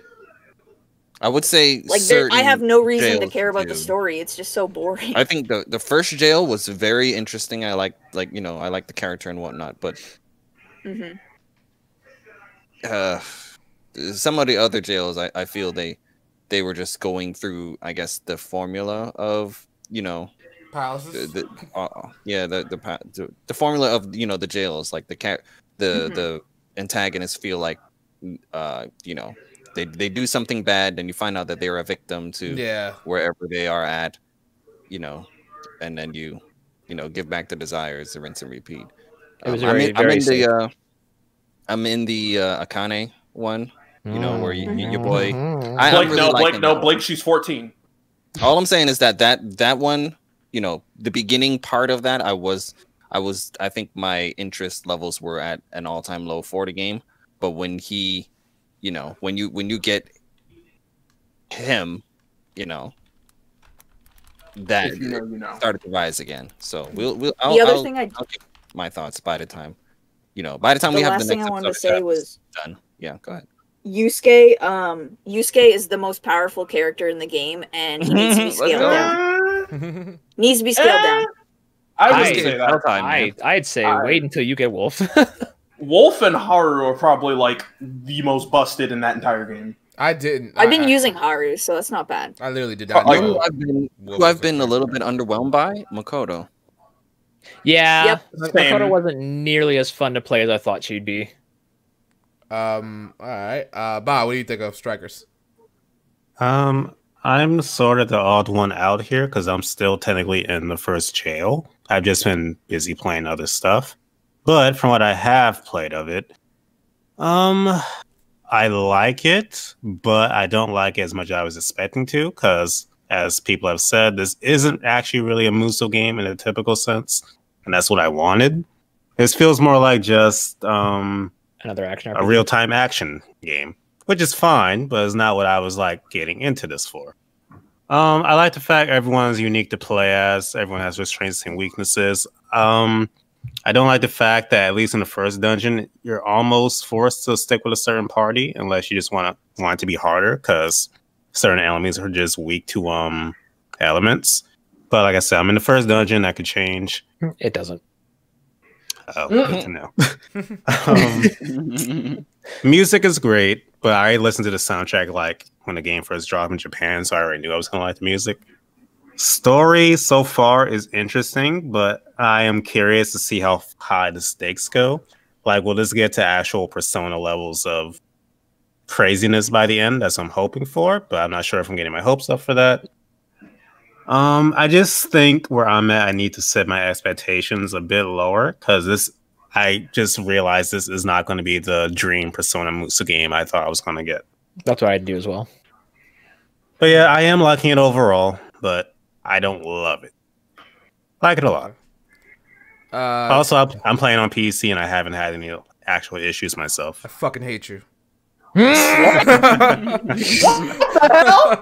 Did your game crash, Shadow? I have to ask. I'm getting some random crashes. It's not happening frequently, but sometimes it does happen. Thankfully, I save a lot, so it's not too bad. So it's also got an autosave in there. Yeah, exactly. It's autosave as well. And then when My friend played for 3 hours, and she alt-tabbed and the game closed. Yeah, definitely shouldn't have alt-tabbed first. But that's she should on have her. saved. She should have saved. I'm sorry. After 3 hours, she should have saved. That's on her.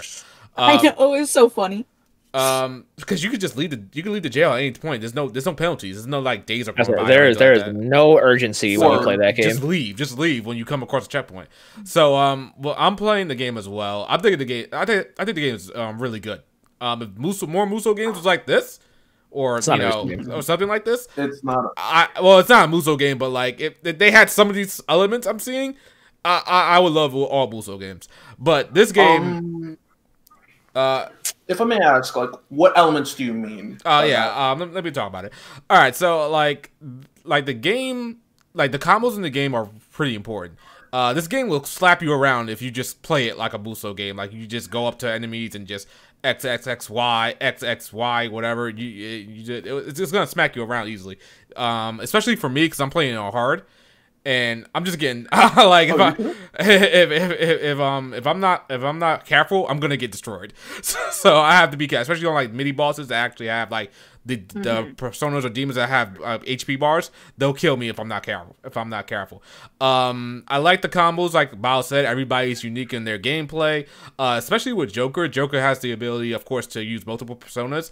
And in the first dungeon, I was a little bit overwhelmed because I'm like, yo, I'm running out of SP. This is pretty tough. I gotta go back every 10 seconds. But apparently, you don't have to always like pause the game to pull up the persona menu and use a opponent's persona's magic or skill. They sometimes combo into the skill, and that doesn't use up SP. And I was like, whoa, this changes the game completely. On what type of persona I remember correctly, the exchanges, it's like 0.5 less damage compared to actually casting the spell yourself. Yeah, What about for the buffs? Is that the same thing in regards to the buffs? I've seen the buffs. Yeah, for the buffs, it's free. For the buffs, it's actually just completely free. There's no change in like. I would say Like, if anyone hasn't used Kaiwan, make sure you have the starfish dude with the beard. Make sure you have Kaiwan, because if you press square 5 times in triangle, that's a free concentrate. Oh, same thing with Fortuna. Yeah, Fortuna does that, and I think Ganesha does that, but with charge. Yeah. Okay, Yeah. I was wondering where the charge equivalent. I was like, there's got to be a persona out there that does it for charge. By the way, you can also do that outside of battle and keep it until you actually get into a fight. Yeah, you can do a lot of things like that.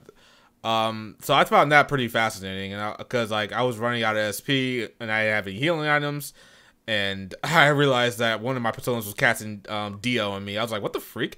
What's happening?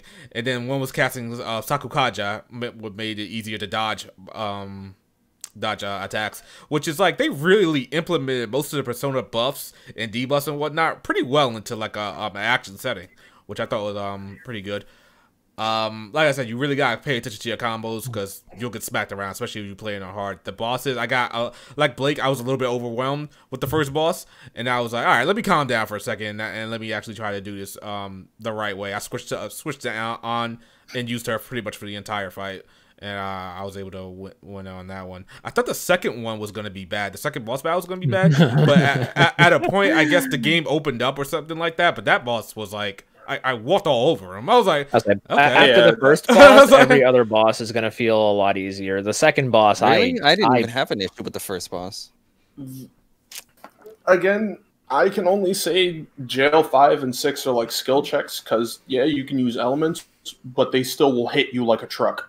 Especially on hard mode. Oh god, Jail 5's. I think another reason why I struggled so much with that fight was I had streamed Strikers for 14 hours that day. Oh my god! Yeah. So by the end of it, this boss that was hitting me repeatedly, and like I had to like use brain power that was kind of mush. I just kind of got upset at it and just kind of like got raged at the game. But I ended up doing it on stream like just fine the same day. But that probably clouded my judgment a little bit because I came back the next day to the second jail, and that bro, I clapped his cheeks, bro. Like that guy on the floor. I pulled his glasses off, beat his hair, slapped him around, bro. Like, yeah, I had his head upside down in a toilet. It was great. Yeah, I'm thinking it's gonna be a lot easier from here on out, especially that you'll get SP stuff. You can cook easily, and you can buy a whole bunch of stuff as well. Oh, cooking is so cooking easy, is so free. Yeah. So invest in cooking. Yeah. Yeah. The bonds as well will allow you to like upgrade how much SP like you have, which is nice. I was thinking about using some of those. I'm kind of hoarding mine for the most part, just for what I really needed. Damn, really? Shadow, if you're past the second jail, get the skill that lets you perfect dodge. Like, I didn't know that was a perfect. Very important. Oh, okay. Right. And there's one that allows you to heal after battles. Get that one too. Like heals SP and HP after battles. SP and HP after all out attacks. Yeah. Okay. Yes. Or not all attacks after Isn't the surprise attacks? Isn't the perfect dodge when you dodge and he counterattacks automatically or something like that, or is that? Yes. Okay, yeah, I think I have that already. I think I got that. Yeah, I got like 50 something right now. The first one that I maxed out was the one that gives you more BP per level. Okay, yeah. Yes, I was thinking about getting that one too. Good. But yeah, as far as the story goes, I feel like this is just it feels a little bit like filler to me because it just feels like on the palaces, but they're jails. But they're more. It feels or like less... the palaces with decent human beings who were dealt a bad hand instead of actual garbage. Yeah, I just feel like this is definitely more of an extension than a continuation. I don't think the story is bad at all. I hope it's not as predictable as I'm thinking it is, but I don't think that's going to be the case. Zen, if I may, Zen Kichi, aka Wolf, he might be like my favorite character out of like all the Persona 5 like male characters. Like I still think like Makoto is like my favorite female character, but when it comes to like male characters, Zenkichi is just edging out Akechi. His character arc and everything he goes through and his personality, the way he fits with him with the Phantom Thieves, he is probably I don't know if I'd say he's like my favorite Persona character in general, because I'd have to like replay 3 to see if I still feel that way about 3's cast, but he is very high on my Persona tier list of characters. I love that man.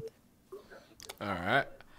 I didn't even know he was playable. So, did you watch any of the trailers? It's like I didn't. I swear to God, I did. I did not know this man was playable. You didn't even watch the intro. I didn't. I don't watch intros for the games I'm playing because I feel like they're gonna spoil me. I would have been the so only happy. games that do that.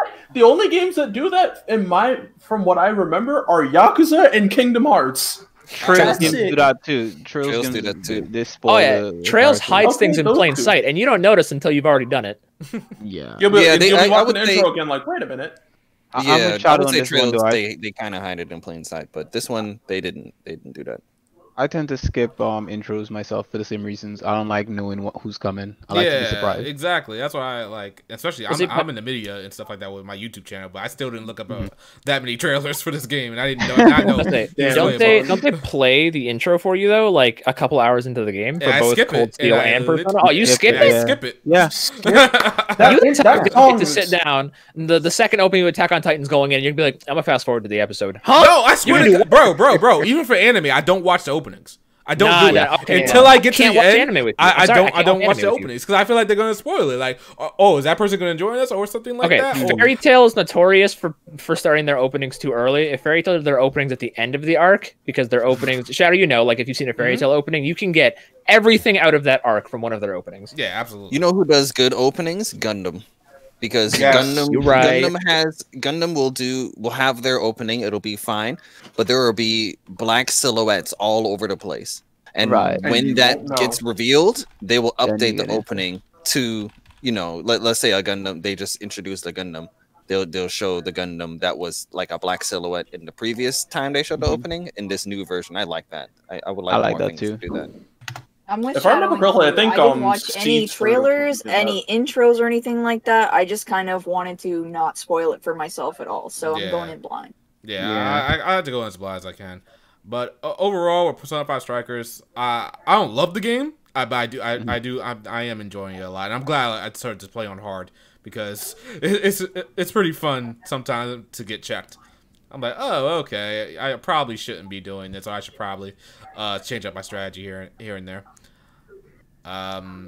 Yeah, I think it was a disservice that who got this game? Koei Tecmo and Atlas, like Omega Force, yeah. Yeah, they should have really advertised this as not like they should have stopped the narrative that this is not your average Musou game or Warriors game or something like that, because I think that hurt them in the end of the day because. Well, I don't really think they advertised that as a Musou game. Yeah, they just true. said They equal didn't. to Persona 5. Yeah, they didn't. Yeah, but they should have like most people thought that it was like a Musou Warriors game. They should have probably did something about that and like try to clarify. And I'm gonna say this. I'm gonna say this real quick. He's gonna say something slanderous. This game, this game is 100 times better road trip story than Final Fantasy 15. Okay. That's facts. Okay. That's facts. Okay, that's facts. Wow, what you guys think I was gonna say? Yeah, we thought you were gonna say something out of pocket. Everybody will have to come after you. Yeah, everybody's ready to cancel you again. Here's a quick question about this, right? Do you think they marketed the game well? Like, do you think? No. Because I haven't seen anything for this game anywhere outside of Can I like. say something about this? Because I actually did a video about Atlas's PR like 2 weeks ago. Yeah, I saw that video. Yeah, so basically they hire people out for like a month or so, and then they just, once that's out and the game's done, they don't do any more PR. So they had someone on PR that was tweeting, but they sucked, and they kept deleting their tweets and reposting them, and people were calling them out like, oh man, you missed a heart in the last tweet, like you can do it. And like, oh no, oh god, it was just bad. And like they only advertised it for like a week and then it was done. It's like nowhere. I mean, like I'd be going to places in like in different countries. I'd be in Germany or here in the UK or wherever, and on the side of buses you'll see like random games like FIFA and Cyberpunk and all these other stuff, like just on the side of the bus or something. Like it would be nice to see like Persona on something, like you just walk. I think that's too big. That's too big. I would say pay for that. Sega wouldn't do that. Yeah. I don't think Persona. Maybe in Japan, maybe, but I've seen some.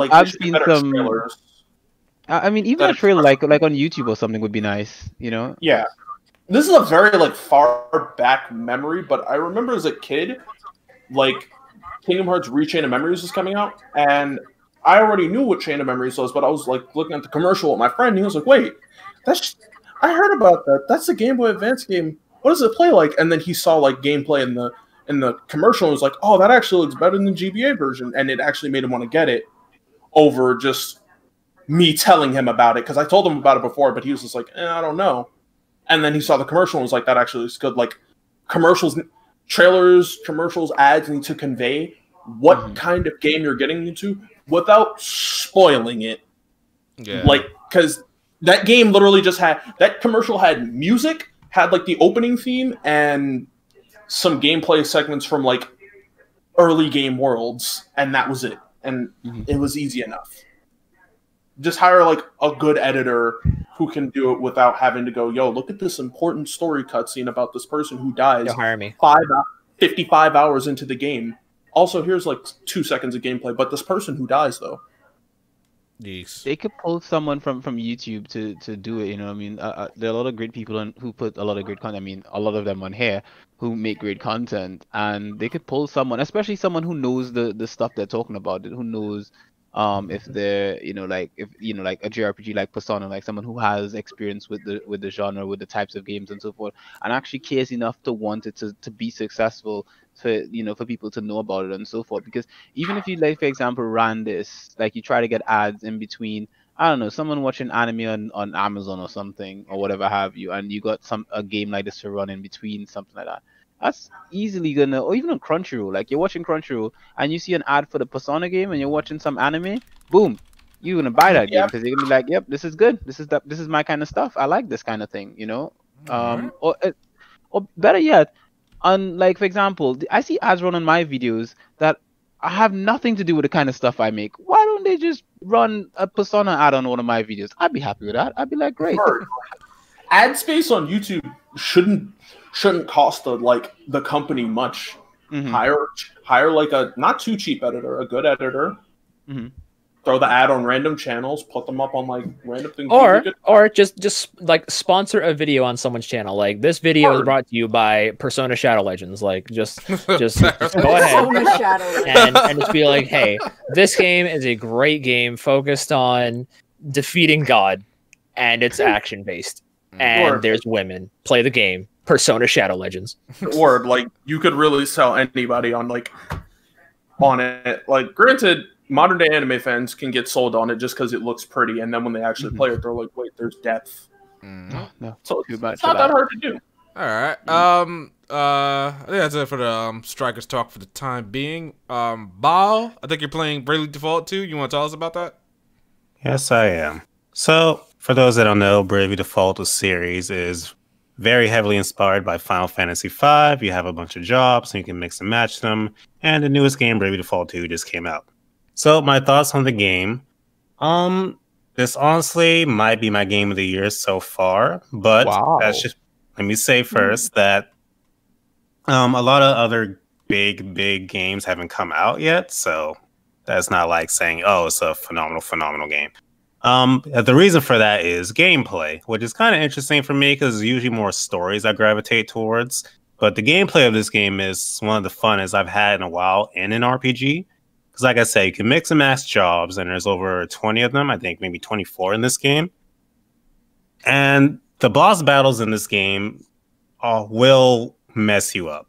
Like, if you do not go and prepare with a smart setup or just a setup that's meant for a boss, you're likely going to get destroyed. Like, don't let the cutesy art style fool you. You really have to think in this game. And that's something I really haven't had in an RPG in a while, like a turn-based one.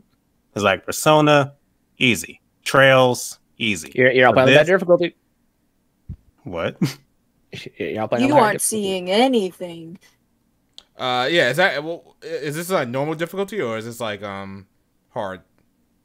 Well, the way the fan base, it's like a joke the fan base has. Normal is hard mode, very hard is stupid hard mode, and easy is normal mode. So like I'm playing on normal, and the battles are still very challenging. Okay. But dang, freaking Blake made me lose my train of thought. I was gonna say, the game is very challenging no matter which difficulty you're on. Well, I guess if you're playing on easy and you grind, like it's not that bad. But like I was saying, it's been a while since I played an RPG. a turn-based one, especially that's given me this amount of challenge, and like I really had to think about how I fight a boss, and these boss battles can go for like 20-30 minutes. Okay, It's just a good thing or a bad thing? That's not so it's a bad. good thing.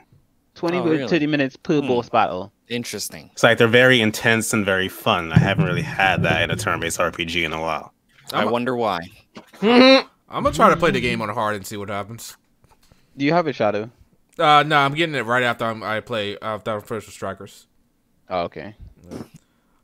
Yes, the game itself, from a gameplay perspective, it's like if you just like turn-based RPGs and you want something that's a turn-based RPG that makes you use your brain, like you'll be sitting on this job screen, selecting your skills, mixing and matching, and then going to battle to see what works best, then you will love this game.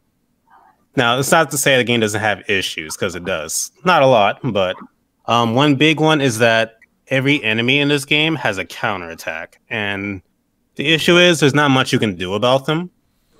Some enemies will even counter anything you do. Like, let's say you heal yourself, counter activated, you get hit. What? Huh? Yeah, I'm not joking. You can X pelvic. It's really annoying. They penalize you for healing? That just sounds terrible. Yeah, It it's sounds like it sounds literally an ability. it's an ability called counter everything. Okay. So yeah, that can get annoying. But other than that, the game is pretty good. What's the off chance of like a counter being a crit and you die after healing? Oh, it happens a lot. I've died plenty of times in this game. I don't like that, but I want it. We got a super chat from Sebastian saying Bravely Default 2 on hard will be the sequel to Nocturne Hard. So, Shadow, you doing it? Oh, Jesus, no. If that's the case, hell no. I ain't doing that shit. Get out of here. I ain't going back to the nocturne levels of hardness. Get out of here. Other than that, story kind of safe. Characters, I like them more than I thought, although the main character is just kind of there. But the other three are really good. If I had to rank the Bravely games, I guess this would be, excluding the second half of the first game, this would be the second best one. Damn, it's still not number one? First half of Bravely Default 1 is just really good, and then they ruined it. It's that good. No, what? Huh? First half of Bravely Default 1 is really good, but then they ruined it. I try not to think about the other end. I keep hearing horror stories about this. I can't wait to get there. Blake, you want to go ahead that super chat? Duo Beard donated $1.99 saying Shadow can't handle hard mode. Remember Yakuza 7. Oh my god. I did not. Oh my god. Wow. Yeah, people, I feel like I gotta stomp this narrative about me and Yakuza like a dragon. Like I hate the game or something like that, or I think the game is ridiculous. Makoto likes Yakuza like a dragon. Like I'm sitting here saying like there's a difficulty spike. That's all. There's a huge difficulty spike, and I just have problems with the game. Like I can't criticize the game anymore. Is that what we've gotten to? I can't. Criticism as well. I can't. No slander. Okay, no slander. Okay, got it. All right, fine. Like goddamn. All right. Okay, so that's Bravely Default. Sorry if I'm going really fast, guys. I'm trying to get through the topics here. Let's talk about Final Fantasy VII Intergrade.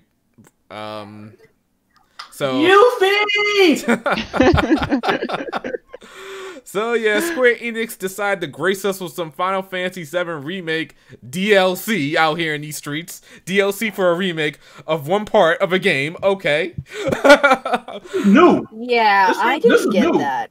Yeah, you guys really should not be surprised that this is a thing. Yeah, I'm not really surprised at all. I'm not even hating the fact that it's done. I anticipated this ridiculousness, but I am happy to see Yuffie. Honestly, I was like all for this until they said, you have to have a PS5 in order to play the Yuffie content. I'm like, nani? Really? Yeah. It's PS5 exclusive. Yeah, so it kind of sucks in that regard.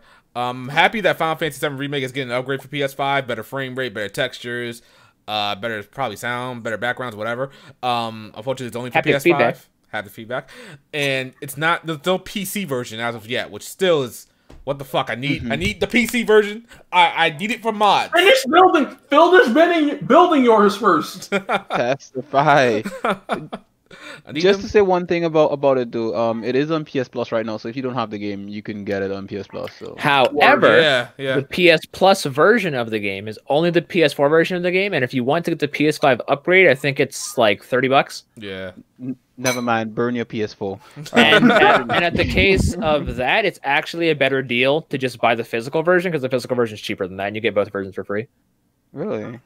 So wait, are you telling me Final Fantasy VII is on PlayStation Plus right now for free? Yeah, it is. Yeah, right now. Yeah. All right, boys, we're turning the PS4 on. I have it installed already because of that. I was like, okay, I'll take that. Hey, Gab, make sure you got enough space. It's damn near 100 gigabytes.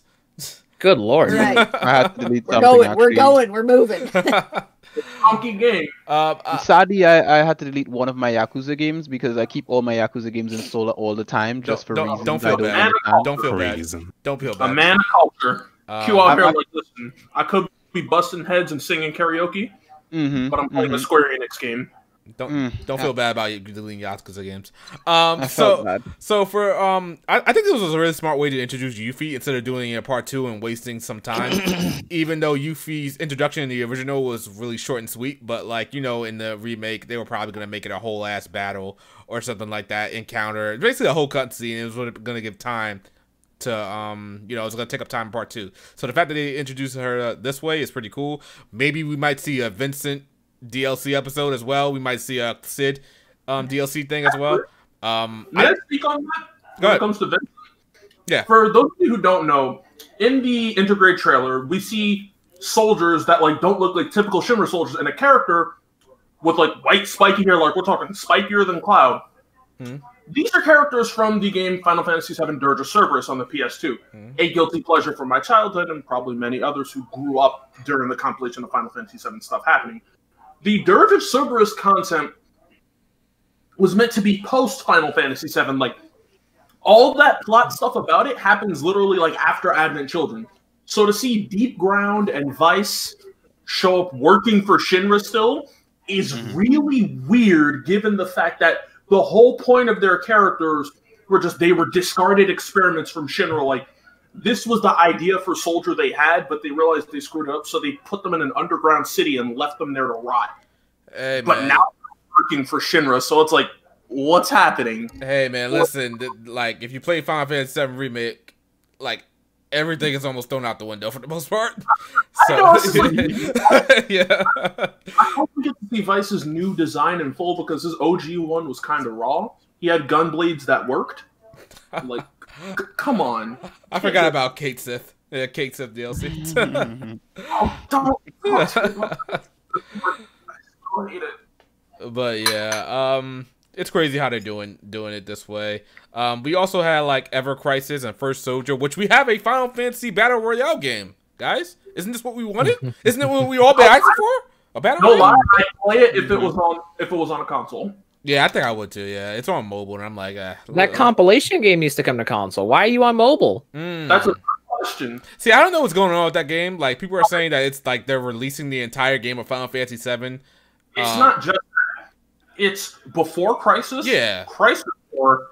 It's before Crisis, Crisis Core, Last Crisis, 7, Dirge of Cerberus, and Advent Children. See, I don't know. Advent Children was a movie, and they're making it a game. See, I don't know how this is gonna work. I think these aren't gonna be released all at once. I think it's gonna. They said they're episodic. Okay, they're episodic. So like, I don't know if they're gonna go into detail for each game. Maybe just important points for each game, like Final Fantasy. Kingdom Hearts. It's gonna be a movie every time. Yeah, the first one is probably just gonna be like the bombing mission. Then the second one for that one will probably be I don't know, probably the meteor or something like that. I don't know. But something that did happen in the trailer for Ever Crisis was they were in the reactor. And it was Cloud and Barrett, but a person who wasn't supposed to be in the party, Aerith, was also there. Yeah. So I was like, what the hell is she?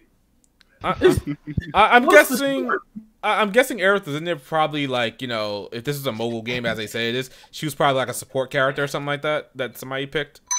That's the only reason I could possibly think of. But that does look good. Like the turn-based nature of that game of Ever Crisis looks pretty good. Like I feel like if Final Fantasy VII Remake was like that, They need to port that to Switch. Yeah. Yeah, I was thinking the same thing when I saw it. I was like, this would make a great Switch game. But port that first soldier though.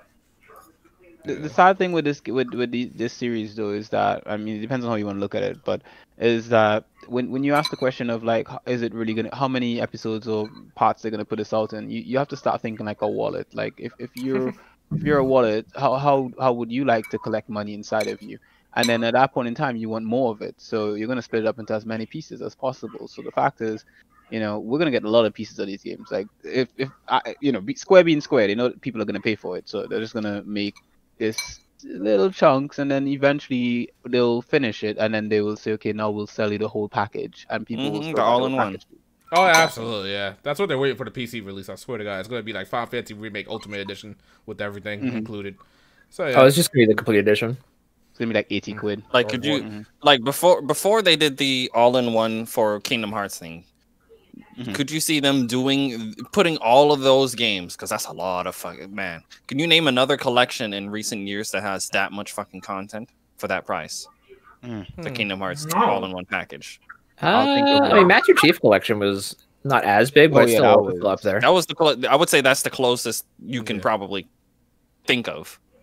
But now that exists, it's like we can definitely see them doing this with Final Fantasy VII.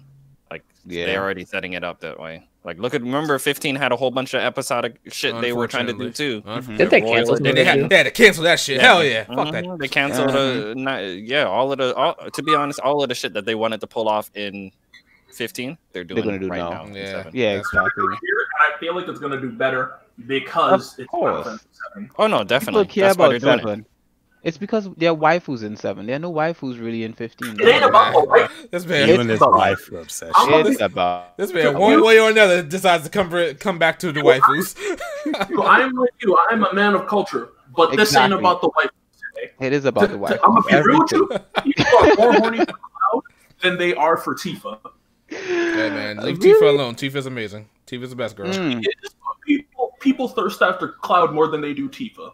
Oh, yeah, I'm gonna be real. I am a hard Tifa supporter. Of course, I never played the game, so I can't speak on the personalities. I just love Tifa in general.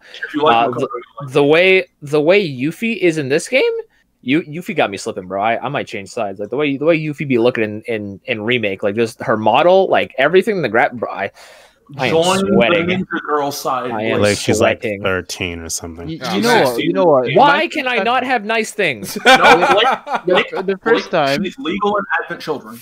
Oh man, she's a character. But here's the thing, right? The first time I played Final Fantasy VII, I was like a 12-year-old or something. I don't know.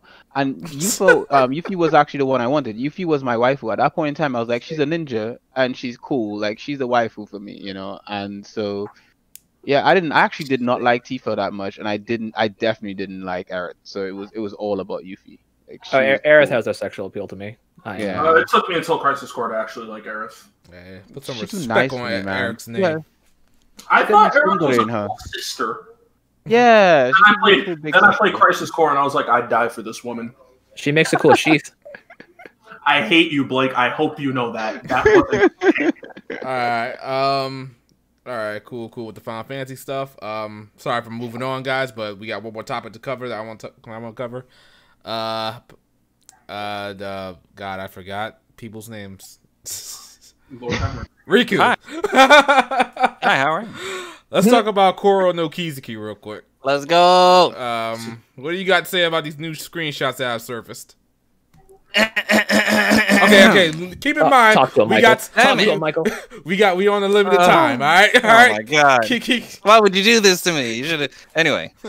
Okay. So these new Kuro no Kiseki screenshots. They got some showing off some of the battle UI and whatnot, and it's looking like they are keeping the stuff that they implemented in Cold Steel 3. The whole button shortcuts and whatnot.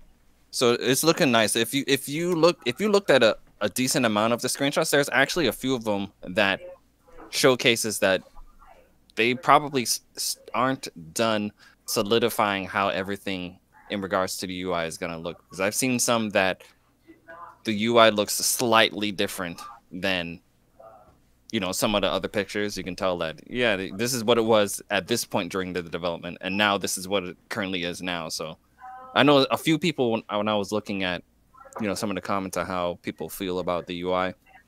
There was a small handful of people that were actually mad that if you look at the UI at the bottom left of the screen, it shows like the shortcut menus for the stuff, and people were actually mad that wasn't at the bottom right instead of the bottom left, because apparently that's how Ease has it. Ease has the I'm sorry, is those this things at the East? bottom Like, right. who cares? What? Yeah, I know, Like, right? what? Like, people just find They're like, something oh to my complain god, about. they were making it seem like they committed a crime for putting it at the bottom left instead of the bottom right. I was It's like, not like it'll affect, it's not like it'll affect what hand your character holds their weapon in, like in Resident Evil 5. it really doesn't. I don't know. Like I said, they are whining about stuff.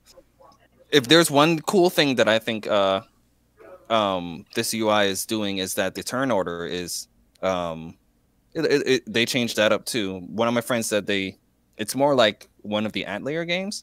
I can't remember which one he said it was like, but if you look at the top, and you know, if you played a Trails game, the turn order was always to the left side, and you know the icons would showcase who's coming up next. But now it's at the top of the screen horizontally, and the diamond in the middle, whoever's icon is in the middle of the diamond, that's whose turn it's, you know, it currently should be. And on the left side, will be all of the allies and you moving slowly to the middle, and then to the right side is all of the enemies slowly moving to the middle. And they have a little like next icon on it to show you who, you know, on either side will be, whose turn will be coming up next. So obviously that's for the turn-based version that you would try to play instead of the action. So I thought that was an interesting way to change it up. Yeah, to be honest, I like what I'm seeing so far, but like everyone has been saying, now we got to see it all moving in gameplay and all that stuff. Yeah, at this point, we need to see some actual videos and see what's going on with it. I believe it should be coming soon. But this whole thing going on with the Trails fans, just every fans of a long-running series, the fans are afraid of change. They don't want to move on from what has been established already. The problem with what's already been established is turn-based. Turn-based, we love turn-based. We will die on turn-based. But unfortunately, it doesn't have wide-scale appeal. That's why action is a little bit more preferred, and I think developers want to go in that direction so it can capture more people. But, you know, long-running fans are like, no, don't ever make anything action. Leave it turn-based. But they're trying to believe if it ain't broke, don't fix it. Exactly, yeah. But obviously, I mean, because you look at things like Pokemon and Dragon Quest, for example. I'm gonna use those two, not Persona, but you could say Persona as well. These are obviously the exception in regards to the turn-based genre. People would be like, I don't play turn-based, but that Pokemon, when that new Pokemon coming out, you know, or you know, you could take any of those three franchises and people will say that, you know, but yeah, when it comes to Trails and in regards to their decisions in regards to changing it, I do think they said in regards to the turn-based gameplay, it'll feel just very similar to, you know, the Cold Steel games that we had. So if you like that way, you're not losing it when you move over to this new one. But like we were having a conversation like early last week, the only other example of a game that I can think of that tried to do, you know, this semi-action and then has a turn-based style is Final Fantasy VII Remake, right? Yeah.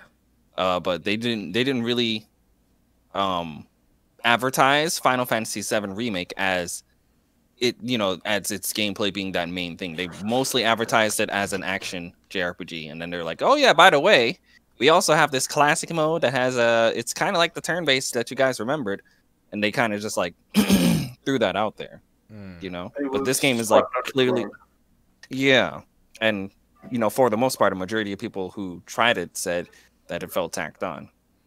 I met like one person on Twitter who was like, "Yo, it feels amazing. It feels seamless and perfect." And I was like, "You are literally the only person I've ever say this." I just hope that the game, like, you know, development isn't hindered because they're trying to make it both turn-based and action, while making the turn-based feel like a full force turn-based and action feel like, you know, full force action. Because like a couple of games have tried to do that to pretty much no mediocre results. We already talked about Final Fantasy VII Remake. Final Fantasy 15 kind of tried to do it with a command style type of deal, allowing you to just input commands while stopping time entirely. Dragon Quest 11 kind of had like a roaming about type of mode where you can walk around the field, walk around the battlefield while you wait to input your command, which is it's still. I heard they might have something like that. Yeah. So it's like they're trying to move away from turn-based. They know they want to move away from it, but they know the fan base is not. They're not gonna have it. So it's like Dude, this is definitely unfamiliar territory in regards to, yeah, like you said, you've named some examples of like a semi version of what they are trying to envision and do right now. Yeah, this could lead to, you know, a new type of style that everybody likes. But I can definitely see when this game comes out that there's obviously like anything. There's obviously going to be people who are going to hate it, and then people who are going to love it. People who are going to say that this is probably their favorite, you know, type of gameplay ever, and then some people are like, this is the worst. They shouldn't have changed it. Go back. Even though, like I said, the turn base is still there. So if you just played on turn base for the entire game, I don't see how you would be mad at this. They'll be mad. There will be people who'll be mad because it was included, just because it's there. And what if they change it to action, and this like, you know, even though they hate it, they hate it completely, it's turned into action. But what if this is a hit? What if we get like a whole bunch of newcomers to the you know, the Trail series? The series sells a whole bunch of copies. What if it's their Fire Emblem Awakening? Exactly. I was thinking about exactly that the other day. So like, I just can't see that for the Trail series. With like, even if you take the gameplay out and change it up, Trail still has that slow burn narrative that a lot of people just hate with a passion. That's true. I think if there's anything that they could do to alleviate that, is, to be honest, they need to push some more money into voice acted cutscenes. Oh, that would be good. Voice acting. I think that's it. Because here's the thing: when it comes to like even Persona, like let's use Persona 5 Strikers for example. When you're not in the jail, there is a lot of dialogue going on outside of the jail, but 90% of it is voice acted. You know, so if you're interested in it, you kind of low-key don't have a burnout of consuming all of that like dialogue and story and all that stuff, because it's just voice acting. You might just put the controller down, chill out, and consume the story. But yeah, obviously if you're reading all of that, which usually that's how the Trails games have it, unless it's like super story canon important, then you'll have it voice acted. But I think that's really the only thing that they could do to keep the style that they have it, and you know, and probably alleviate some of that. But obviously, that, like I said, that depends on how interested you are in it in the first place. Because some of those jails in Persona 5 Strikers, even with it voice acted, I was just like, I was barely paying attention. I was just like, I play the games on dub, so you know I can still listen to the. Yeah, here we go. You know, the point is, when I do feel just vaguely uninterested in what's going on, whether it's like the slice of life or whatever the case, you know, I could be on Twitter, you know, just looking at whatever, and I can still hear it in the background. You know, it's still moving. I'm still continuing, and that's how I can get through it. But obviously, if it's not voice acted in the first place, I have no, you know, option but to just, you know, read through it. So I think that's the only thing that they could do about, which I don't know if they can do it.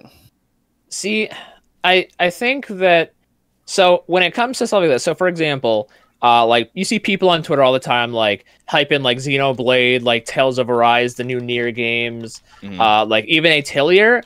And I don't want to feed Q's addiction, but it's normally because of the waifu aspect. Yeah. So I think if Fuels Falcom, if they're super serious about getting this game into the mainstream and they like market it properly, if they show it up in like a Nintendo Direct and they get like the audience, assuming it's coming to Nintendo consoles, and they get like the mainstream of people into it, or even show it off at like E3, like I'm wondering, because I don't know how popular Tales of is like in general, like if it would be considered mainstream, but it seems like a lot of people who have never played a Tales game are looking at Arise like, oh, this series looks cool. I think if Falcom like tried really hard and like actually like push the marketing, I think like they get a lot of people talking about it. Like I didn't think Xenoblade Chronicles 2 would blow up nearly as much as it did when rarely anyone played Xenoblade Chronicles on the Wii and no one had a Wii to play X. So I didn't think 2 would do nearly as well. Duo with another super chat saying, "I'll hype up Final Fantasy 1 on the NES all day." That's a good boy. Jesus. I think their main thing in regards to advertising Kuro no Kiseki when it comes out in the West is that I think they really need to drill home that one, this game has an action JRPG combat. They need to be showing that in the trailers and the gameplay, and they need to heavily push the fact that this is a good entry point to the series, you know, because that's, you know, that's one thing that you will always hear anytime a new Trails game came out. And we've heard it when Cold Steel 4 came out and Cold Steel 3. Can I start off on this one? And then we always got to tell those motherfuckers, no, go back at least to Cold Steel 1, you know, to get in there. So this time around, when those people come, because they will come, you can definitely say, yes, this is the one you can hop into, you know, if this is the one. So I really do think those are the main key things that they need to do. All I'm gonna say is we got the gaming shelf in the chat talking Trails slander. That's all I'm saying. Yeah, I saw that. Yeah. I didn't want to say nothing. I saw Salazar say something wild, and I was like, oh no. All right. Okay, guys. I think I want to talk about Tales of Arise for a little bit, but man, we ain't got nothing to talk about. They really got an announcement for another announcement. Did you guys know? And everyone got excited. Did you guys know that Trails of Arise exists? Yeah, now like everyone the Atlas crap for doing this, but as soon as they do it for Tales of Arise, everyone loses their mind. And I don't understand. I was pissed. I woke up that morning like Tales of Arise. It's a fucking announcement, dude. Yeah, it was the same damn trailer. I'm like, bro, are you serious? Come on. The only thing different is that we got like clearer voices for like we heard Patrick Seitz, Ray Chase, and Erica Lindbeck. That's it. Everything, the footage was the exact same, and I'm like, I don't care anymore. Yeah. Did you guys know Ray Chase is in the game? Call me when they got gameplay footage. I think publishers show off. I think publishers show off things too soon. Like just. Like unless it's like it's coming out within a year, I don't need to see the trailer. To be honest, I don't care. But this game has been in development for a while now. You can't show anything different. Just I don't even want to know 20 seconds of gameplay, at least a new gameplay at this point. Like I'm not asking for much. Show me a UI. Yes. For me personally, I don't even want to know it's being developed unless it's going to be out within a year. If it's not coming out within a year, don't even tell me that you're making this game. I mean, just keep it secret. You know, let me know you're working on something. Don't tell me what it is. And then when it's coming out for the year, then you say, hey, we're making this game. Here's what it is. Here's a trailer. And boom. Okay, cool. Now I'm a bit interested. Now I'm like, okay, maybe I'll actually want to play this. But to Tales of Arise credit, like I think it was doing that though. It was playing. It was announced in the same year. It was planned to come out, but then the global situation happened. But still, even in that case, at this point, you could have showed off something else. Like, calm the hell on. I'm Blacktastic in the chat. He said, I'd rather wait than get a cyberpunk situation. That's true. I don't think there's any problems with the game. The game, I've heard good things about cyberpunk, but I've also seen the issues. So it's just like I'd rather wait until like make me wait, but not make me forget about the game. I don't think Tales of Arise is going to turn into a cyberpunk situation or has any potential of that type of situation going on. It's just that at this point. You should have something else to show. You shouldn't be making an announcement for a goddamn announcement. Okay, you are not Square Enix. Okay, show more waifus, man. Show more waifus. That's how you get more people to buy. We also need to see more of that gameplay because like as a Tales fan, that gameplay, like I need to know more because I keep going back to like the 2 trailers before the announcement date trailer, and I'm looking at this like I want to pick this apart, but there isn't enough to go off of. Exactly. Break out the old analysis machine. The old analysis machine says, I really hope they do a good battle system for this, because that really makes or breaks a Tales game. Same. If we get another Berseria or God forbid another Zestiria, I'm just really gonna tell people like the cutoff point for Tales of was Grace's F and Exilia 2. Nothing. I think you guys like Berseria. I You don't have anything to compare it to. I like the story and characters. No, I said I thought you guys liked it. I'm not talking about myself personally. Berseria, it seems like everything you have flip-flop besides on the it. combat, I was fine with. Yeah, like everything else is fine. Combat is so. Okay. I mean, I played Symphonia. That one's also pretty, but that's the first 3D game. Yeah, Berseria is great. I like Berseria. I thought the combat was fine. I mean, it's no Grace's F when it comes to combat, but I thought. Honestly, I have not about me Vesperia anymore. I know that's the measuring stick, but at this point, it's kind of unfair to compare anything to Grace's F. After playing Grace's F, I say Destiny 2 is better. Well, Destiny 1. Really? I don't know why I literally thought Destiny 2. People do consider Destiny Director's Cut, like, before Grace's came along, Destiny Director's Cut was considered the best battle system in the series. I honestly, I can agree with that. I consider it better than Grace's F myself. After like getting my hands on it, I'm like, wait, this is actually kind of heat. Hold on. I mean, I enjoy all the Tales games, but you know, granted, I like the look of it. I find Tales games are games that I relax with. They're RPGs that I sit down and I relax. I'm not really thinking too much. I'm just taking a nice cruise through a nice, lovable anime world. That being said, I just want to address Buck Rogers in the comments. Ryza is not the weakest in the Atelier series. Man. It's not even part of the series. It has transcended the Are series. you okay? This man saw that Ryzen slander, he jumped on it. Like, You're not a real Atelier fan, so it's okay. Calm down. This man saw the Ryzen slander. It was like, what? Ryzen slander in the chat? I don't think I've I need to ever address heard that. Q jump to something so fast. You read posters. I was waiting for that comment, man. Like, I saw it and I was like, no, as soon as I get a chance, man. That's this guy somebody who's played all the Rising. Who's played all the Ryza 3 games. all the Ryza games, exactly. Yes, I played all the Ryza 3 games. Before her, they were like, "Yo, this system's actually." I'm sorry. I have a question for Q. You know what I'm gonna ask you, right? Yeah, I know the question you're gonna ask me. Yeah, what's the answer? No, not yet. Oh, I'm still man. at ease. Wait. Here's the thing. Don't hate me because I played the older Atelier games. I'm like most frauds out here. Oh man. Sorry, what did? Any comments that a stand-in of Ryza should never be read? One, and number two, I'm pretty much almost finished with East. I've collected everything in the game, and I'm literally just now finally finishing the story. I've basically collected everything. The map's full, 100% and everything else. This man doing all this capping for Ryza, but he can't play her game. Oh man. No. The thing is that I need to take my time to savor Ryza. I can't basically be playing Ryza and I have other things on my mind. It's gonna. It'll be disingenuous to her, you know. Can't be two-time in Ryza. I get. You can't be stepping. She can't be the side chick, but she's side chick right now. Okay, I got you. You say he's the main chick. He's not the main chick. Okay, I got it. I got you. To be honest, I actually switched to East because of my stream. Like, more people were interested in East over Ryza, which I was offended, but I was like, I'll do it for you. You are offended because you're not a real fan. If you want Ryza, I know some artists you can follow for some Ryza, man. You get what you want. You don't have to play. All right, guys. I'm in it for the game. We gotta end this podcast. Let's go to the outros. Go ahead, Gab. She's not there. Thanks for having me on once again. If you guys are interested in checking out the Atlas video I did, it's on my channel. I'd love to have some new subscribers pop on over, and I can't wait to come back and talk to you guys about more JRPGs. Riku? Peace out, everyone. Thank you for all of the happy birthdays.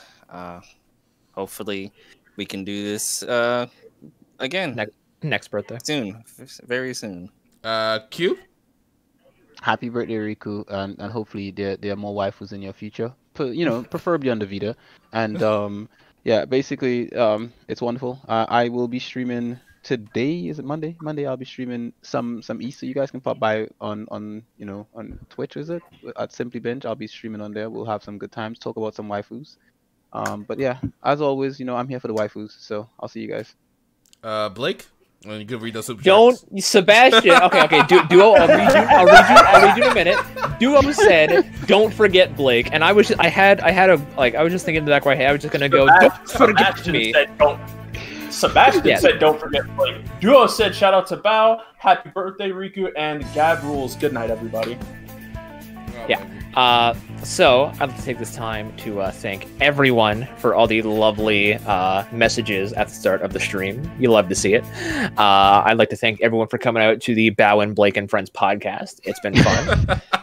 We'll be doing it again, hopefully in 2 weeks with some more juicy information. Y'all can find me over at Westtown HD on Twitter, YouTube, and Twitch. I'm still in the early planning phases of it, but I think I'm going to be starting up a blind playthrough of Final Fantasy VII to do every Fridays. So it's like a Final Fantasy Fridays things over on the Twitch page. In tandem with Cold Steel. I'll be streaming Cold Steel, probably getting me back to that maybe tomorrow, actually, because I'm done Strikers now. So I can get back to Cold Steel. We in Crossbell. We in my favorite place in Arabonia. So wait, yeah, in Arabonia. So yeah, we're going to be getting back into that tomorrow. And we still got our subscriber goal of 215 followers for the month of March. And I think we're only like 6 followers away from that. So if y'all have any interest in anything I just mentioned, go ahead and follow over there. Shouts to Ace for the $5 super chat, saying another good episode of the Bow, Blake, and Friends. Thank you, Ace. Always appreciated. And have yourselves a good night, guys. We'll see you next time. All right. Sosuke? It was lovely being here and for you to have me here. Shout out to everybody in the chat, especially Coogan. Understand that I spit nothing but hard facts sometimes. It just be that way. Thank you for having me.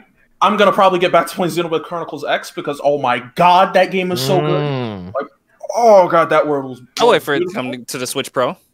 Good luck. Same. I have it on the Wii U. Yeah, I actually have one in my house. That's crazy. Xenoblade Chronicles X for the Switch Pro. I'm calling it now. I can see it happening as well. And folks, I will come. Remember this.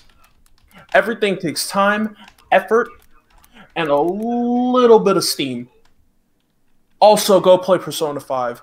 I will not say it again at this point. I'm going to just break into your house and leave you a copy. Have a good night, everybody. But the Falcom guys are crazy, huh? Bob? Listen, y'all assassinate people. It has been a fun night at the Bow and Friends podcast. This is your JRPG god. Bow signing off for the night. I appreciate you all for coming out. If you are playing Bravely Default 2 or have any interest, I did make a video going over some tips you may find helpful over on my YouTube channel. Be sure to check that out. Also been more active on Twitch lately, so come watch us play some games, have some laughs. Have a good night. All right, Q? Oh, I already gave one, but thanks again for giving me fault. a second chance. So you'll give Q2, but you won't give Blake one intro. Sick. To preach the word of the waifus out here. Amen. Thank you. It's all good. Amen. And I think Riku, did you go? I barely got one. He did. Oh, wow. Okay, Everybody went. Okay. All right, so it's just me. All right, guys, you guys know, like Blake said, we'll try to be here in 2 weeks for another episode. We actually hit that like button. We had about 115 maybe at one point viewing us. That like button is looking a little bit lonely. So help us out there and share the podcast. We're on podcast platforms. You can always listen to it on Apple, Spotify, Google Podcasts, anywhere you want to listen to it. This is the HBMP JRPG podcast, and we are signing off. Actually, do we want to sing happy birthday to Riku? Yes. Yes. Do we want to say happy birthday to this man? Yes. All right. 3. But can we say Michael? Oh man, can we use the government? Michael. Yeah, let's say Michael. All right. Okay. All right. 3, 2, 1. Happy birthday to you, Michael. Happy birthday to you, Michael. Happy birthday, dear Michael. What is this? Happy birthday to you. All right. Yeah. Shout out to everyone in the chat singing along. All right. You sounded majestic. All right, guys. We out of here. Deuces. Tone deaf. Peace.